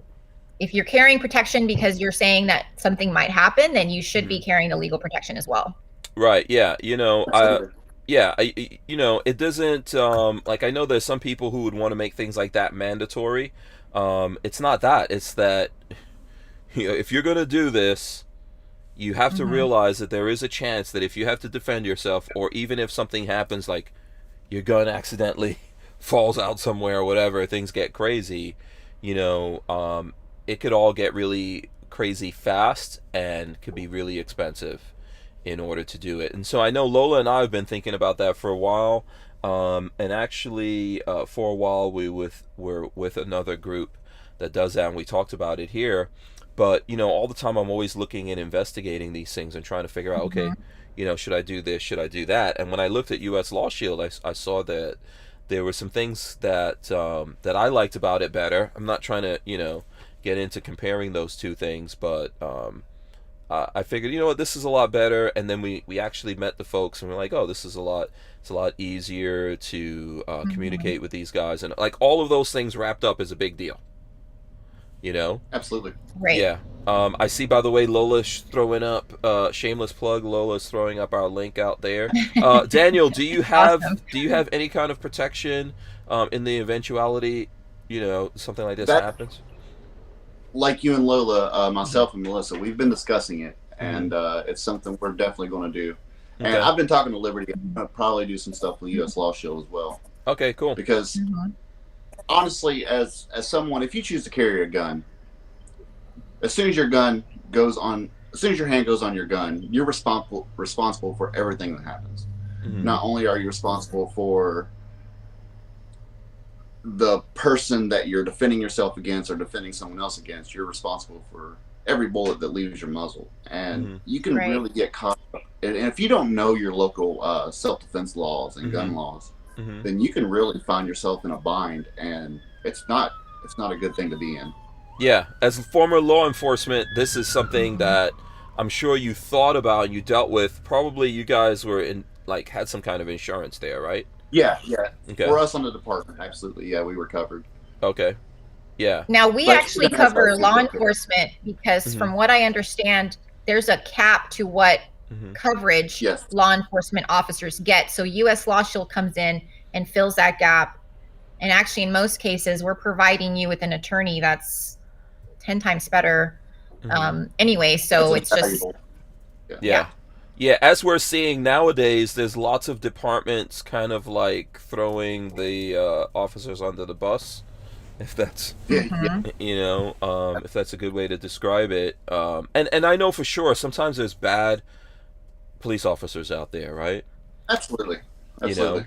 know, and I still I always blame the person first, but I think even the departments I would blame for that, because there should have been indicators that there was something wrong with this person, and you should have done something about it. But there's a lot of good guys out there as well, and they get into something, and the departments are like, yeah. It gets all political all of a sudden. That's happened to some friends of mine. Yeah. So it's a good idea to protect yourself separately in that case, especially in today's environment, like you said, where departments and cities are not backing their officers. And I'm not sure I would want to wear that now. Knowing that you can go out there and you have to make that split-second decision, and knowing that the city's not going to have your back, that's a pretty bad situation. There's a lot of scary things going on there. I mean, I think, where was it? I think I saw in New York City recently there was a police officer that responded to something, and I think someone was like trying to steal this guy's car or something like that, and then somewhere in the middle they're saying, hey, there's gunshots. He responded, and then the crowd that was there started fighting him. Yeah. So even what that makes you think as a civilian, a regular person out there, I believe cops are civilians too, but for those of us who are not in law enforcement, it makes me think, even more so now I need to take responsibility for myself. But what happens to me, because a police officer has some kind of indemnity for that, but what happens to me if I get out there and try to defend myself? And that whole thing, spirals out of control. Well, I want to take a minute to just plug in the org that I'm a co-founder of Defend the Badge. And that is an organization I co-founded with Sarah Rodriguez, my partner. She currently works in outfitting law enforcement in Southern California. This is how we started this whole program. But what we do at Defend the Badge is we actually help police officers get equipment and that they can't purchase for themselves, because a lot of people don't know, you guys would know, that you have to purchase a lot of your equipment. So a lot of times it's not easy for a police officer to do that. So that is what our organization is. And I'd love to just plug that in on your show, just because I think it's important for people to know that you can help, in some way if you wanted to. And where do people go for that? Where do people need to go there? It's defendthebadge.org. Okay. And we're also on Instagram, but we are working on trying to just Oh yeah, I'll pull that website up. Here we go. Boom. I think that's it. Defendthebadge.org, right? That's it. Yeah. And so people can read up about this here and figure out how they can support it. Absolutely. We take donations, we take equipment. If there are companies we work, we have a lot of companies that we work with that want to donate special equipment, because I believe that police officers should have the privilege of getting equipment that, I would buy for myself, where maybe they can't buy it for themselves. So we just want to treat them, maybe send them on getting really specialized training at really amazing facilities that they can get specialized training. But anything we can provide them with to make their job easier and get them prepared is what our goal is. Oh, cool. Yeah, I mean, where I live is rural in Florida, very rural. And I've done some stuff with my local deputies. And so a friend of mine who, was a SWAT team leader volunteered to give them some training. And then he invited me to come out there because he was like, these are your guys. You should meet with them. And the thing that struck me the most is the fact that they just don't have access to a lot of training, and they don't have really the right equipment, and then you can combine those two, that, they don't have the right training, they don't have the equipment, or the training of how to use that equipment, or they don't have things set up properly, and it's really scary. And then after a couple of months after that happened, there were two of those guys that they had stopped to have lunch in a restaurant, and a guy just walked in there with a rifle and point blank just executed those guys. It was like things like that don't happen where I live, Right. So it was just really crazy and sad, and I think that we have to realize at the end of the day, regardless, when you look at a lot of things out there, there's and maybe it's true in some places that there's too many cops and there's a lot of bad things going on, but so many more places around America, these are people who we rely on. Like, I'm living, out in the boonies. There's 1,000-acre farms and stuff like that out there, and there's just a couple of deputies, man, and something goes down, those guys are on their own. In the middle of the night, fighting for their lives and stuff like that, or trying to help people and save people from things. So, for sure. Well, I know California, where she lives, during when the riots were really bad at their height, some of those departments had maybe 20 gas cans between the entire team. So sometimes they go onto the street with no equipment. They don't have equipment, and it's so bad. Yeah. So. Yeah. Go Even go when ahead, I was Daniel. a cop, Yeah. I had to provide everything but my uniform, and I only made $8 an hour. So Wow. Yep. I didn't. The whole time I was a police officer, I didn't wear a bulletproof vest. So Holy it moly. was. I wish an organization like yours was around when, when I was the badge. Oh man, yeah, I didn't realize you didn't wear a vest. Yeah. Yeah, they have to buy it on their own. It's terrible. Yeah, and then getting paid $8 an I hour. had a family, so, Yeah, $8 an hour, and I had a family, so I just simply couldn't afford it. yeah, absolutely. And most of the time, don't you guys pay for your academy as well? Like one cop I talked to, he paid for his own academy. Yeah, I paid for my own academy, everything. Where's the benefit for these law enforcement? And then they're just being slaughtered in the media. Yeah, absolutely. Razor JB says those canine officers always need help. A lot of the feed and vet bills they pay out of pocket. Some are comped, but money's never enough. I didn't realize that also. I didn't either. Yeah, and vet bills, especially when you're talking like German Shepherds and all those other specialized dogs, cannot be cheap. Right. Yeah. Liberty, I'm sorry, I didn't realize. I know you've got a limited time here. I think you've got maybe a couple of more minutes here. What do you want the folks out there to know before? Obviously, Daniel's going to stay here with us, but what would you like these folks out here to know? What can the people do here to help you out, support you? Where should they be going? Well, with defendthebadge.org, if you can go there, donate. If you know a police officer, if you're related to one, or you have a friend who's a police officer that you know needs equipment, please send me those names. I would love to have those. Email them to me. You can get all my contact info on defendthebadge.org, or you can go hit me up at Liberty Austin socials. But if you know someone that is in need of equipment, that's a police officer in any type of law enforcement, please let me know. Okay. So do you guys have like a network or something like that for people who have the skills? Maybe they can offer some training? Absolutely. 100%. If you want to donate training to some law enforcement officers, also, please, we'd love to accept that. Okay. Yeah. All right. So make sure you guys check that out. Do you have to go right now, Liberty?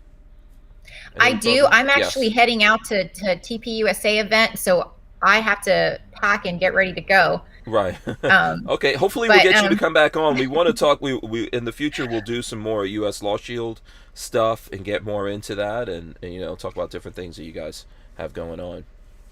Absolutely. I love being on your show. I'm a huge fan. Both of you are awesome, and let's do this again.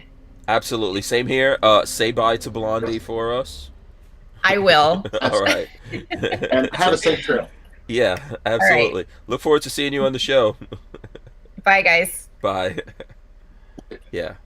Big thanks to Liberty Austin there for joining us. Hopefully, huh? Yeah, she's really cool. Yeah. And you're gonna see everybody that was on the show was really cool though. It was there were no losers there. We'll just put it that way. Okay, nice. Everyone tough though? Everyone was tough. No one broke down like a big baby and started crying, because I would definitely do that. I would have to get medevaced out of there. Huh? I said I can't disclose if I cried or not. But no, we even had a guy who was like in his 70s on the show, and he was out there with us just grinding away. It was quite remarkable. Okay. All right. You said there was another police officer. Sorry, I'm looking at a bunch of different things here. Yeah, actually, X-Ring, Ray from X-Ring. He's currently a reserve deputy. Mm-hmm. And I believe there was a few more law enforcement people on there. There was Army Ranger, Navy SEAL. There were a lot of Marines. So there's a lot of high caliber people on there. Yeah. Were there any like completely random professions? You know, like librarian? Oh yeah, there absolutely. There it was people from all walks of life. Okay. See, I found out through Big Daddy through an email, and I was like, you know what, the heck with it. I was on break at work, and I just made a quick video there in the parking lot and went for it. And it worked out. It worked out, yeah. Yeah, good, man. I'm looking forward to see things come out of that, and regardless of what the outcome is, which I obviously don't know. I think that there's lots of, if people are out there looking to make TV shows, I think there's lots of very talented, interesting people inside of the gun community who've already obviously done some, you know, some of the background stuff that it takes, right, by having their own channels or platforms that they're on to do this, to be in front of the camera. Daniel, I think you're one of those guys, man. You always do these crazy, funny things, and you know. That's what I do, man. Yeah. Since you started doing this, even though everything hasn't come out yet, has it helped push up the numbers, or? Absolutely, and I've made a lot of connections in the industry, and even on the TV side, because the people that are starting this, they're very experienced in Hollywood, and they were in the circles that, you know, produce TV shows that you watch now. And there's a lot of they're expecting a lot of viewership on the show. They're talking in the millions. So, yeah, I'm just running in your YouTube channel right now as we're speaking here. So there's a lot of big opportunities coming up, and I got a project coming out in the future, and that's coming up. So. Oh, okay. Yeah, is that connected to this stuff, or is that something we can't really? It's connected to American Stories TV, but not Surviving Man. Yeah, okay. It's going to be gun related, and I'm going to be one of the hosts on the show. So. Okay. Cool. Yeah, so it should be good. It should be pretty good. Has filming for that started? No. Okay. It's in the very early stages. Early stages. Okay. There's a lot of projects that are already on the stage right now, currently being filmed. So yeah, so I'm thinking it's going to be sometime in the late summer, early fall, something like that. Oh, okay. All right. Cool. If anyone out there has any questions, any other questions, I'll be happy to ask Daniel those questions for you. I will be happy to fumble through those questions. Yes, you know, as long as it's within the scope of what we could talk about here. You know what? So here, let me ask this question to folks out there, because I heard about this today, and I've heard this gentleman's name before, but I'm not as briefed. Chip McCormick. Who knows who that is? Who's heard of Chip McCormick? Let us know right now. Here, let me see if I can roll this in here. Unfortunately, Chip McCormick passed, so I would like to take some time to just talk about that. I saw this here in Shooting Illustrated, obituary: Chip McCormick, legendary gunsmith and innovator. A true industry legend, Michael Chip McCormick, has passed away. I can think of no other man who has changed the industry in more ways than McCormick. Most people know him for his industry-leading 1911 magazines, but few are aware McCormick was responsible for many other innovations that transformed the gun world. An intensely private man, he quietly invented many things we take for granted today. He took that drive that pushed him to 2 world speed championships and focused it on inventing and manufacturing. Before Chip McCormick Custom, there was no such thing as the now ubiquitous drop-in AR-15 trigger. Gunsmiths would put together a trigger with parts, often from a kit. McCormick created a single unit trigger that would be like cassette style or drop-in that installs in minutes. Yeah, that's the CMC trigger. Yeah. Oh, that's what it means. CMC trigger. Yeah, right, yeah. Okay. Yeah. I didn't know that. Yeah, it says here he made it crisp and clean with no creep, match grade. Now dozens of imitators crowd that market. The market created by Chip McCormick. Oh, that's cool, man. My condolences to his relatives, friends, and other people out there on his passing. Yeah, yeah. We should definitely all of us have benefited from that. I didn't realize that was the guy who came up with the drop-in trigger. Yeah, I didn't either. That's quite a contribution. I mean, that's changed the AR industry. Absolutely. Anybody that runs competition or is serious about building their guns, they're probably using some sort of drop-in trigger. Yeah, yeah. I've got many multiples of those triggers. So, and then obviously he did a lot of stuff with 1911s. Like it goes on to talk about that, like how he made like the idea of not just the magazines, but making, of customizing and making like a spec for 1911s and things like that. That he had a lot to do with that. So I'm trying to look through here and see if it talks about exactly what happened. I'm not really sure, but yeah. R.I.P. Chip McCormick. I'm gonna have to do some more study into that. I definitely never met him, and I'm sure there's going to be some folks out there that have heard about this whole thing. 42 Chilled said he passed last Friday, so there you go. Screaming Skull Saloon said CMC, huh? Interesting. You learn something new every day. I didn't. I didn't even know that. So, and 42 Chilled said good magazines, huh? Yeah. It said it quietly did it. So yeah. Yeah, absolutely. Reason. Yeah, yeah. Down the Barrel LLC says, I want to be on Gun Doctor. There you go. We can make it happen. Yep. Do you know Down the Barrel LLC? No, I don't. Dave? Oh, okay. Yeah. We we can always Dave, if you're interested in that, we can make it happen. That Mike guy says, how long did it take Daniel to get all the beard oil out of his shirt? I know you did some kind of beard oil video with, what was it, the CMMG?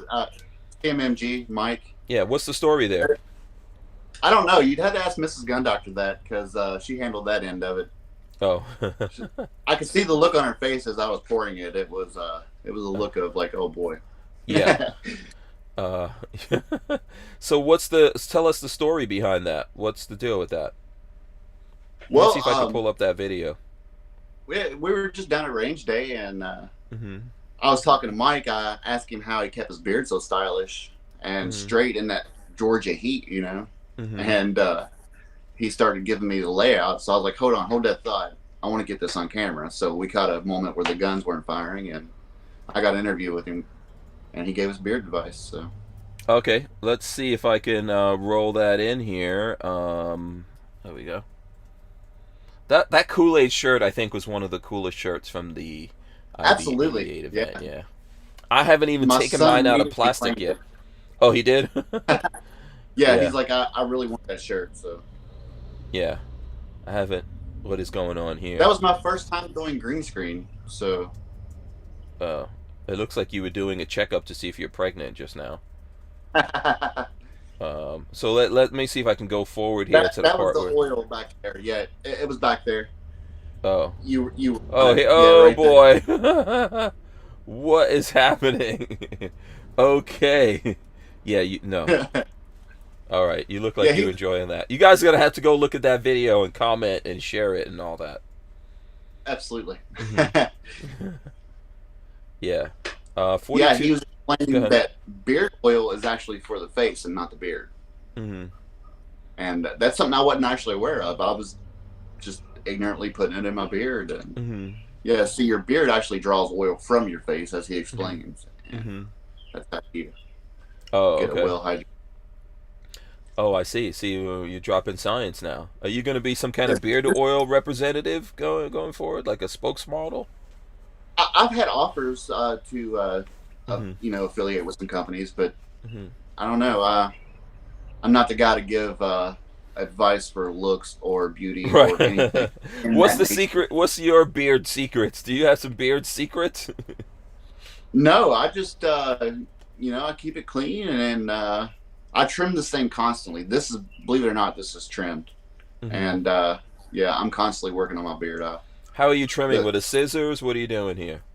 Yeah, I'm using scissors and taking my Okay. time, and Okay. Yeah. Yeah. because it's longest that I've ever had it. Mm-hmm. But if I didn't trim it, it would be like down to my waist. Mm-hmm. So Yeah. Okay. but it's you can see how long the beard actually is. Oh, let's see. Do that again. There we go. Oh, okay. Yeah. Yeah. Would you she's, even recognize your own self if you shaved it? What does your wife think about the beard? She's pro beard or? Oh, she's super pro beard. Okay. She's all about that. She would probably divorce me. See, I think it's a cover up. I think she wants me to grow it because she don't want. She's been looking at me for like 18 years. She's like had enough of it. So grow the beard and Yeah. Have keep you those ever covered seen up. that? Have you ever seen the beard memes? Let me see if I could find it. Do you know what I'm talking about? Like I saw a beard meme the other day with the chin. There was one. Let me see if I could find it. There was a chin one. Let me see. Where is it?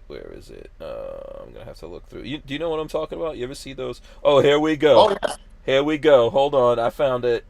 Boom. So, ladies, be careful. Don't get beard fished.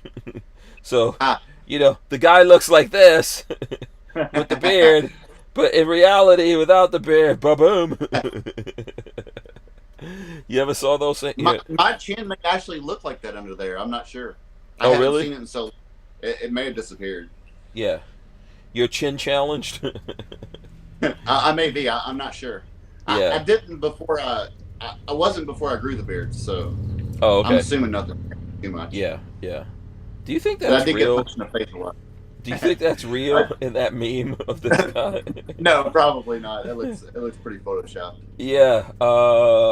Yeah. Here, I'll show it just one more time for the people out there. Yeah, just one more time.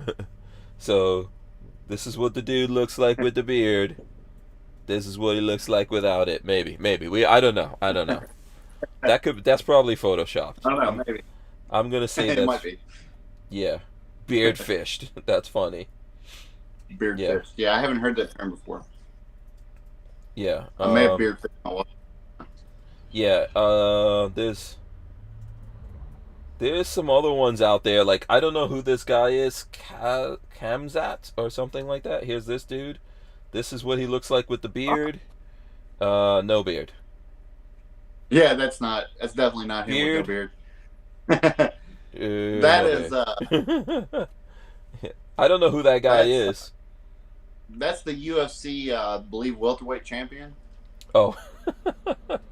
Okay. Yeah. There's a whole bunch of beard memes like that out there, so. Yeah, there's a lot of them. Yeah. They don't affect me though. They just bounce off the beard. So. Oh, I see.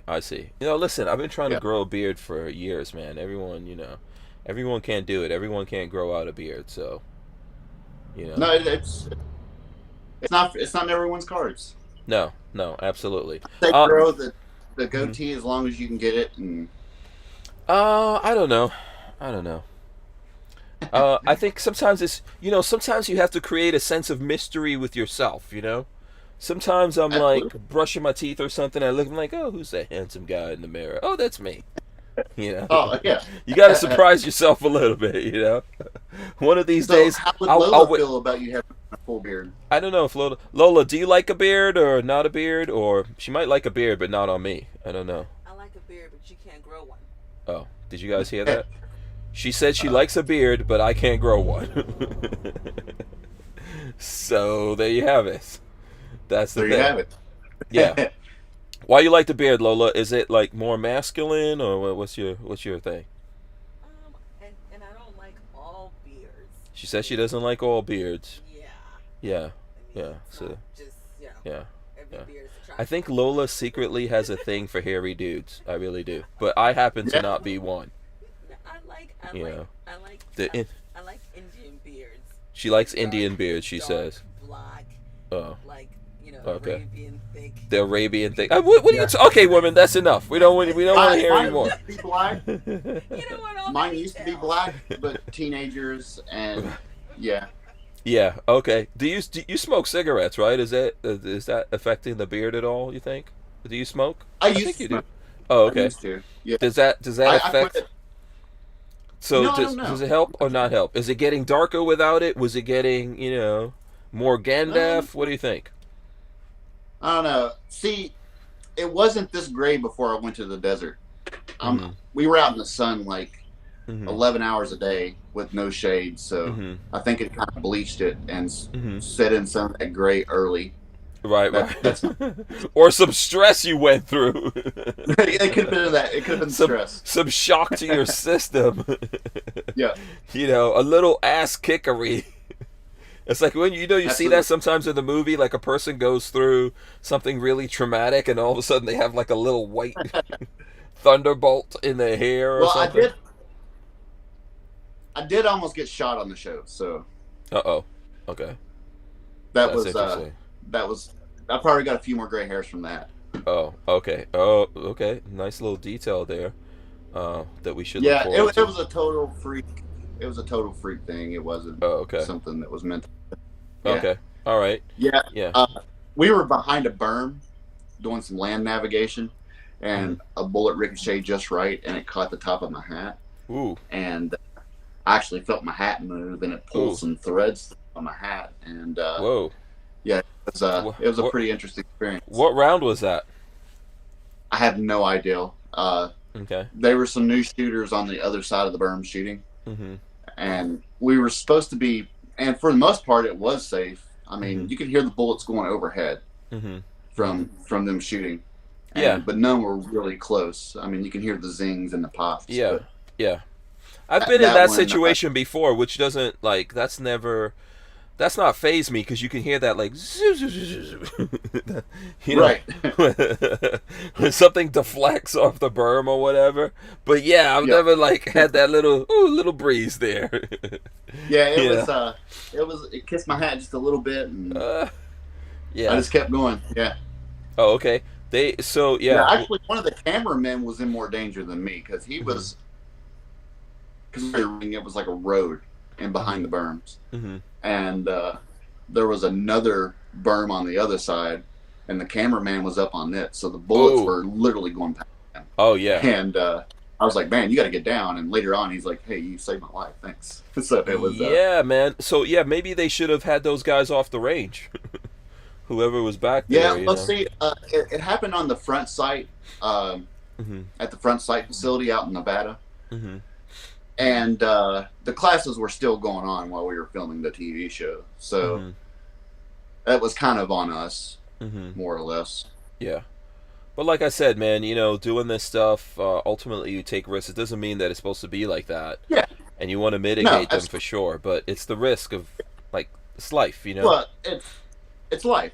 You take a risk going on a car ride to the grocery store. Yeah, absolutely. Absolutely. So let's see. I don't know if there's any questions with people out there, or if there's stuff you want to talk about. Let me see. I don't see any coming in right now. Anything out there that you want to get into? Now, did you already cover the scorecard for the braces? We did. We did. We could kind of go over it. Have you been looking at all of that? Reading up on that? A little bit. I know I have a few pistols that have scored pretty well. Oh, you scoring? Were you scoring things? Yeah. Yeah. No, I didn't do anything like that. Yeah, that one's. Yeah. Okay. What do you think about all this? Points that I got. It's just like everything else, man. It's just another chip away at our freedoms, and it's a organization that has no legislative power, creating laws basically, or redefining things, which I'm pretty sure has to go through Congress as far as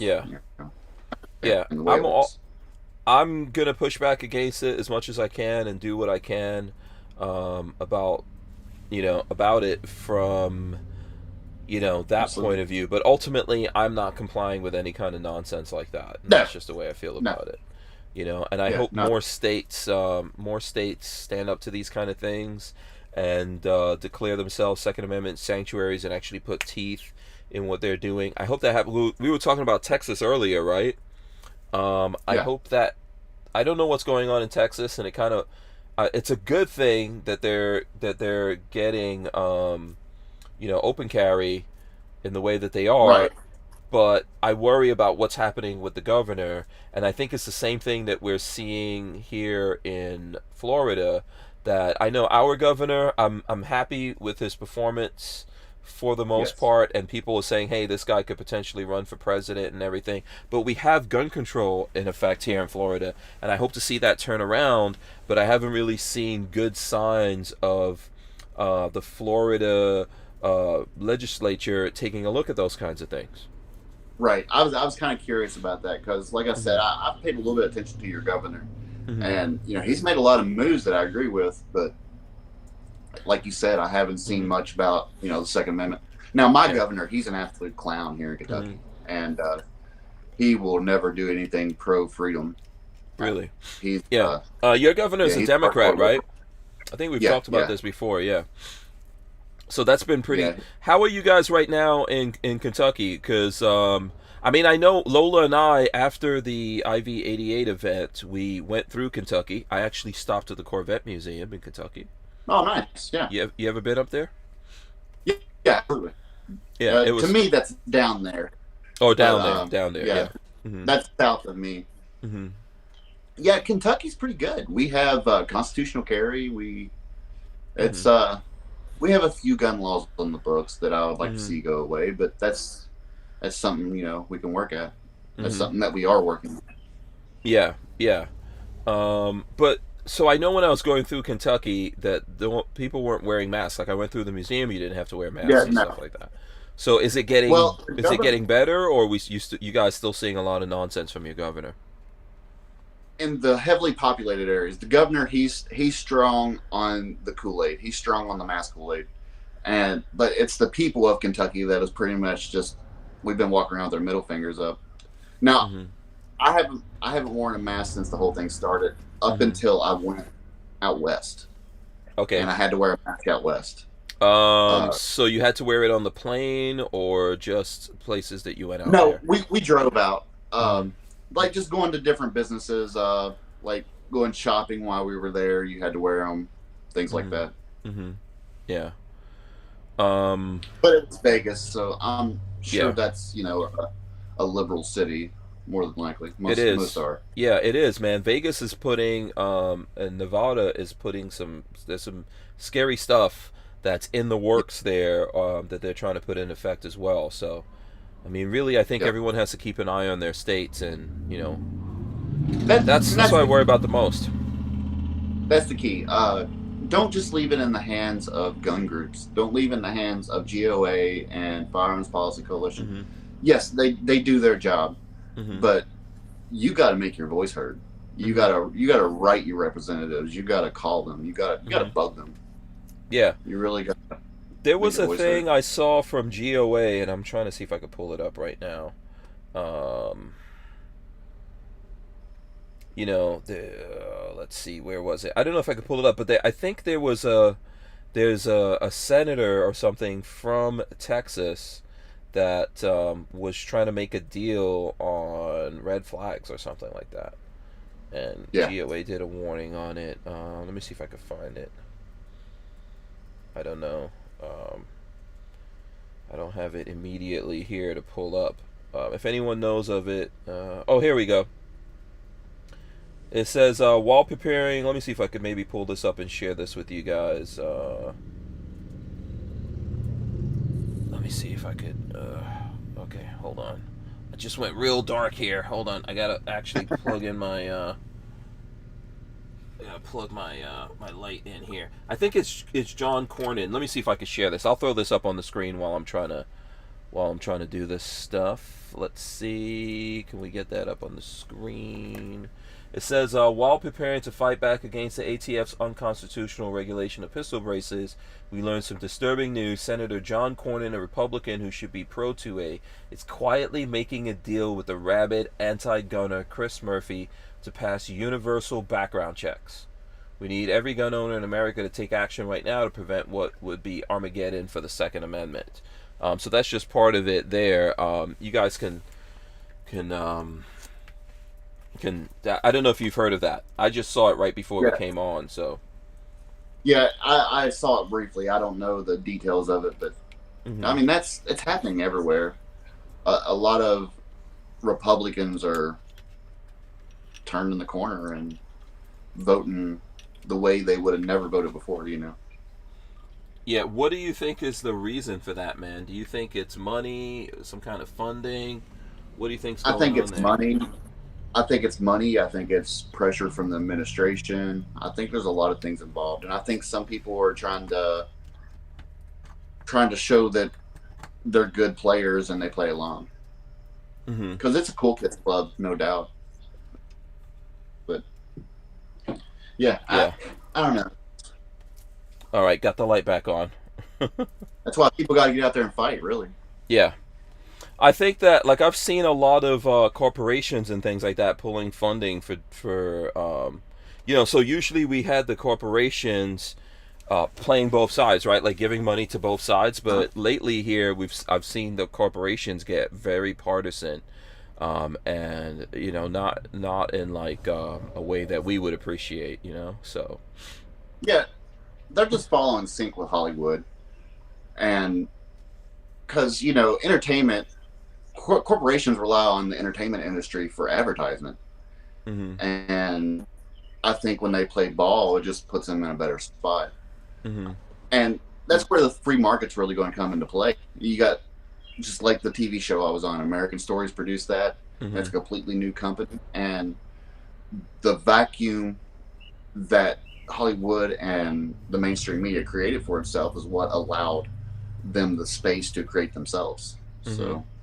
I think just there's going to be companies that are going to pop up and they're going to be pro-freedom, and it'll balance itself out. The free market always does. I think also people, like,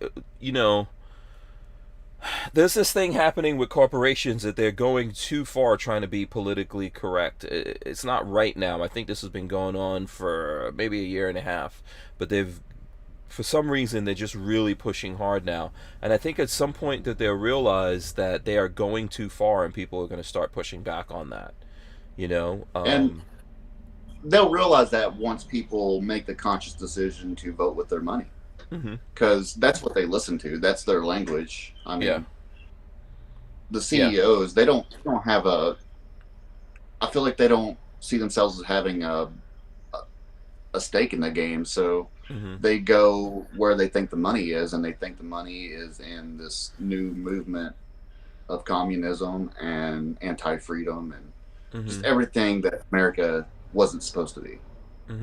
So I think they're just following the money.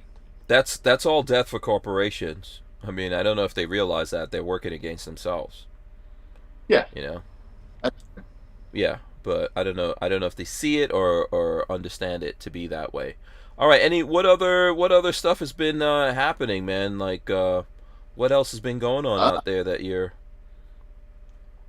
Well, I guess just me. I've just been trying to catch up with videos. I've got months of videos I got to edit, and I'm just so... Yeah. I've uploaded twice in 4 months, and it's not... Okay. I gotta get on the ball. Yeah, you gotta catch back up. I think a lot of subscribers, and I haven't really been uploading, and I feel really bad about it, but I've just been so busy. Okay. Have you thought about, has any of this stuff given you new ideas, new directions you want to go in, change how you do stuff? Absolutely. Even while I was filming the TV show, I was constantly bugging the director, and I was checking out the angles, and I was asking the sound guys questions, and I was just absorbing everything I could, and we'll see if that translates or not. Well, I don't know. Yeah. Well, it's tough, man. You're out. How do you guys make the videos? Is it? I think your wife sometimes is behind the camera, or is it just you She's most of the time? always behind. She's Mm-hmm. always behind the camera, and sometimes she's in front of it, but she's Mm-hmm. really socially awkward, so Mm-hmm. she doesn't do the public thing, Mm-hmm. and that's her choice. So I don't Mm-hmm. pressure her or anything. But Mm-hmm. yeah, she films it. I'm the jackass on camera, and I edit everything, and Mm-hmm. that's my least favorite part is the editing. Mm-hmm. I like being creative, but it just takes too much time. Yeah. What would you do? How would you do things if like money wasn't an object? You can have the staff, the camera guys and the editors and all that. What would be your dream thing to get into and do? I think, yeah, that would be awesome. And if I had actually had a budget, I think I would get into more of the experiments and have an actual data I can show on different tests and stuff that I do. Mm-hmm. Because I really want to. I really like. I'm a huge nerd. I like science. I like physics. I like all that stuff. So, and I kind of hold it back on the show, but I'm kind of letting it bleed through a little bit. So I got to find a good balance there. But yeah, it would be cool to do what I do with a bigger budget. Absolutely. Yeah. Okay. Yeah, I always think about, if if budget was no issue, how would I do it, man? I enjoy so what the guys from Top Gear, the old Top Gear like BBC thing, Jeremy Clarkson, Richard Hammond, James May, those guys. I would like to do something like that. They went on and they did Grand Tour. But yeah, man, if I could have like a big budget thing, I would do something in that vein, because I'm big into cars and stuff. But I would also incorporate guns in there, man, and just make mayhem. And I would have make some movies, too. Huh? I would have co-host. I would look for other personalities and really trying to find the niche, Yeah, I think that makes it fun.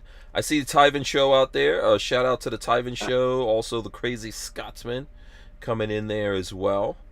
Shout out to everyone who's out there. Now, I saw John Crump in the comments earlier. Oh, you did? Oh, I missed that. What was he talking about? Yeah, he said that he has it on good information that I'm not a real doctor. And I got news for you, John. I am a real witch doctor. I am a certified witch doctor. So. You are certified? Really? Okay. No. All right.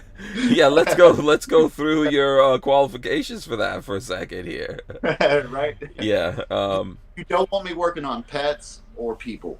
We're good. Right. Is there a lot of witch doctory? Is there a lot of witch doctory going on in Kentucky? Maybe. There's some hill folks still around here out east. So okay. Yeah, mountains. So you never know. There might be. Are your people like in your family bloodline? Are you guys old Kentuckians or? No. Okay. We've been here maybe 5 generations. Mm-hmm. Okay. As far as the Woodruff side of my family. Where did they all come from? I'm about as mixed blood as you can get. Okay. I have Native American in my blood. I have my family. They migrated from somewhere out in Europe to Canada, and then from Canada to the county that I'm currently in. Mm-hmm. And that was the big journey for my family. But yeah, we kind of come from everywhere. Okay. All right. Very mixed. So you're not telling us what? So Native American. That's all you're gonna give us? Yeah. Richard Monders says a crap doctor like Fauci. That's what he wants to know. No, I haven't scammed millions of people. I just fix sick guns. I'm the gun doctor. Sick gun. Oh, sick guns. Sick guns. I see. Yep, okay. Yeah. You ever lost a patient? Did you ever lose a patient? Not yet. No. Mm-hmm. Now I've refused a few patients, but. Oh, okay. All right. Yeah. They were beyond my help. So. Yeah. There was no gun that you couldn't like. It was like, oh, we couldn't save this one. We had to let him go. Yeah, we had to put him down, put him out of his misery. Yeah, there's a few of them that I'm not sure I would shoot them. Like I restored a French Indian trade rifle from the 1700s, and he's like, I want to get it in working conditions. So I got that firing, and it was a wire wrap barrel, and it was really sketchy. And I put a really light powder load in there, but it worked, and I still have all my digits. Okay. So, all right. It's jazz, my future. Right. By the way, Tyven Show says, what's Tyven Show saying? Everyone make sure to tune in tomorrow. Tyven Show will be the guest on here. Absolutely. And tomorrow, we're going to be doing tomorrow, and then we're going to take Friday off because going out to do some stuff with Walt from Safety Harbor Firearms over the weekend. Oh, okay. Yeah. Are you going to be mini biking? A little bit, probably, yeah. I'm going to do some mini biking stuff. I'm going to do some stuff with Dirtfoot Racing. And so a lot of behind the scenes stuff, but we'll do some stuff with Dirtfoot Racing. I'm trying to get Walter to show us, because Walter has built his vast fortune off of junk, basically. I don't know if people realize that, but yeah, Walter will see like a lawnmower or something getting thrown out and fix that thing up, or a generator, or just tools and stuff like that people throw out, and Walter will get those things working. So he's a tinkerer. He likes to tinker. Yeah. So I was gonna try to get him, since we're here in Florida, we're in hurricane season. I was gonna try to get him a generator that he picked up from somewhere. I don't know if he bought it off of Craigslist or something, but it's not running. So I'm gonna try to see if we can get him to get that running. Yeah, definitely. Yeah. Being hurricane season. Yeah, and we may have some other stuff going on. I don't know if Walter wants me to talk about it or not, but we may have some other stuff going on, perhaps. Something. Now, does he have any like souped up, super powered mini bikes, or are they all pretty standard? No. He's always experimenting with different engines and things like that. I think recently he discovered some Chinese diesel engines that are hand cranked. I don't know. If you look at his Instagram, you'll see all that crazy stuff of him hand cranking those diesel engines and getting them going. So I know he's going to put some of those in things. Yeah, you never know what Walter's going to get into. Yeah. I'm trying to get them to build an electric mini bike. That I think would be cool. Oh, yeah, that'd be cool. Yeah, I think I want that, because then I could put it on this van, like hang it off the back of the van, and then when we go somewhere, I could have my little electric mini bike I can get around with. Yeah. I could hook it up to the van to charge it. So I'm hoping he does something like that. You're not afraid to lose cool points on the mini bike cruising around places? You know what? I would rather have like a bigger bike for sure. But if that's what I have to do, man, that's what I got to do. How tall are you, Hank? 5'11". Yeah, see, 5'11" and a mini bike. That's I'm a big dude. It's gonna look a little awkward, but But big guys could be sexy, man. It's that just reminded me of when we were at the Iraq veteran thing. I saw Josh from Black Diamond Guns and Gear, Big Josh, and Big Josh was on his sexy. He was on his sexy. He was walking around. Off and grabbed the mutant and yeah, ripped into it. Yeah, there is no shame in that dude's game. Not at all. You gotta respect it. Yeah, he's country boy. Yeah, he's country through and through. I was like, oh, no joke right here, man. So, Tyven Show says, ask Gun Doctor if he's getting back into fighting again. I'm thinking about it. I've spent the last few months just beating my body up and getting back into shape. Because I quit fighting in 2009, but I also quit working out for the most part. And then when this TV show came along, I'm like, I gotta run. I haven't ran in years, so I started hitting it hard, and I quit smoking and everything. Oh, really? And okay, good. That's a good thing. So I'm still hitting it hard. I think I'm going to compete in the tactical games, and I may do a few fights. I don't know, maybe. Okay, all right. Yeah, I'm. That's a good thing, man. There was recently here. I was talking. I bought this came from Kentucky. I don't know if it's one of your guns. Let me know. It's possible, but so young Dylan, who comes on the show, Dillspec. He's at a gun store. What's the hell's the name of his gun store again? I can't remember the name of it. I think it's Everything Concealed Carry. And he knew that I wanted a Hudson H9. Oh, did he get? Yeah, the last time we were on together, you were talking about wanting one of those. Yeah, so he found a Hudson H9 for me, which, let me see, I Nice. could probably run in some pictures for people there. And I know we're a little bit over 9 o'clock, but give us a couple of minutes here. So he found a Hudson H9, and he sent it out to me. Let me see if I could, here's some pictures of it. So, here we go. Yeah, so, you know, it's, he had the box, the papers, all that kind of stuff. You know, looked good coming out of there. There was one problem, Daniel. Whoever owned this gun was an horrific, prolific smoker. Ah, they Jeez. nicotined it for you, man. Yeah, man. That thing is, oh boy. You know. I just recently got one of my guns I've been looking for that's been on my list. Mm-hmm. What did you get? Up a Glil Ace. A Glil Ace. Oh, really? Oh, cool. Yeah, that thing rocks. Oh, nice. Let's see. Swamp Dog Armory says, "Hey Hank, you interested in a mini dune buggy with Ninja 500 crock rocket motor?" Oh. Yeah, send me some pictures or something like that. Maybe I'll pass them on to Walter. That's Walter's department, man. If I get those kinds of things, I'm not going to do anything with it. Walter is the one who can fix that You just stuff. pass it off. Yeah, well, because Lola won't let me buy stuff like that anymore. If I do stuff like that, I have no skills to fix anything.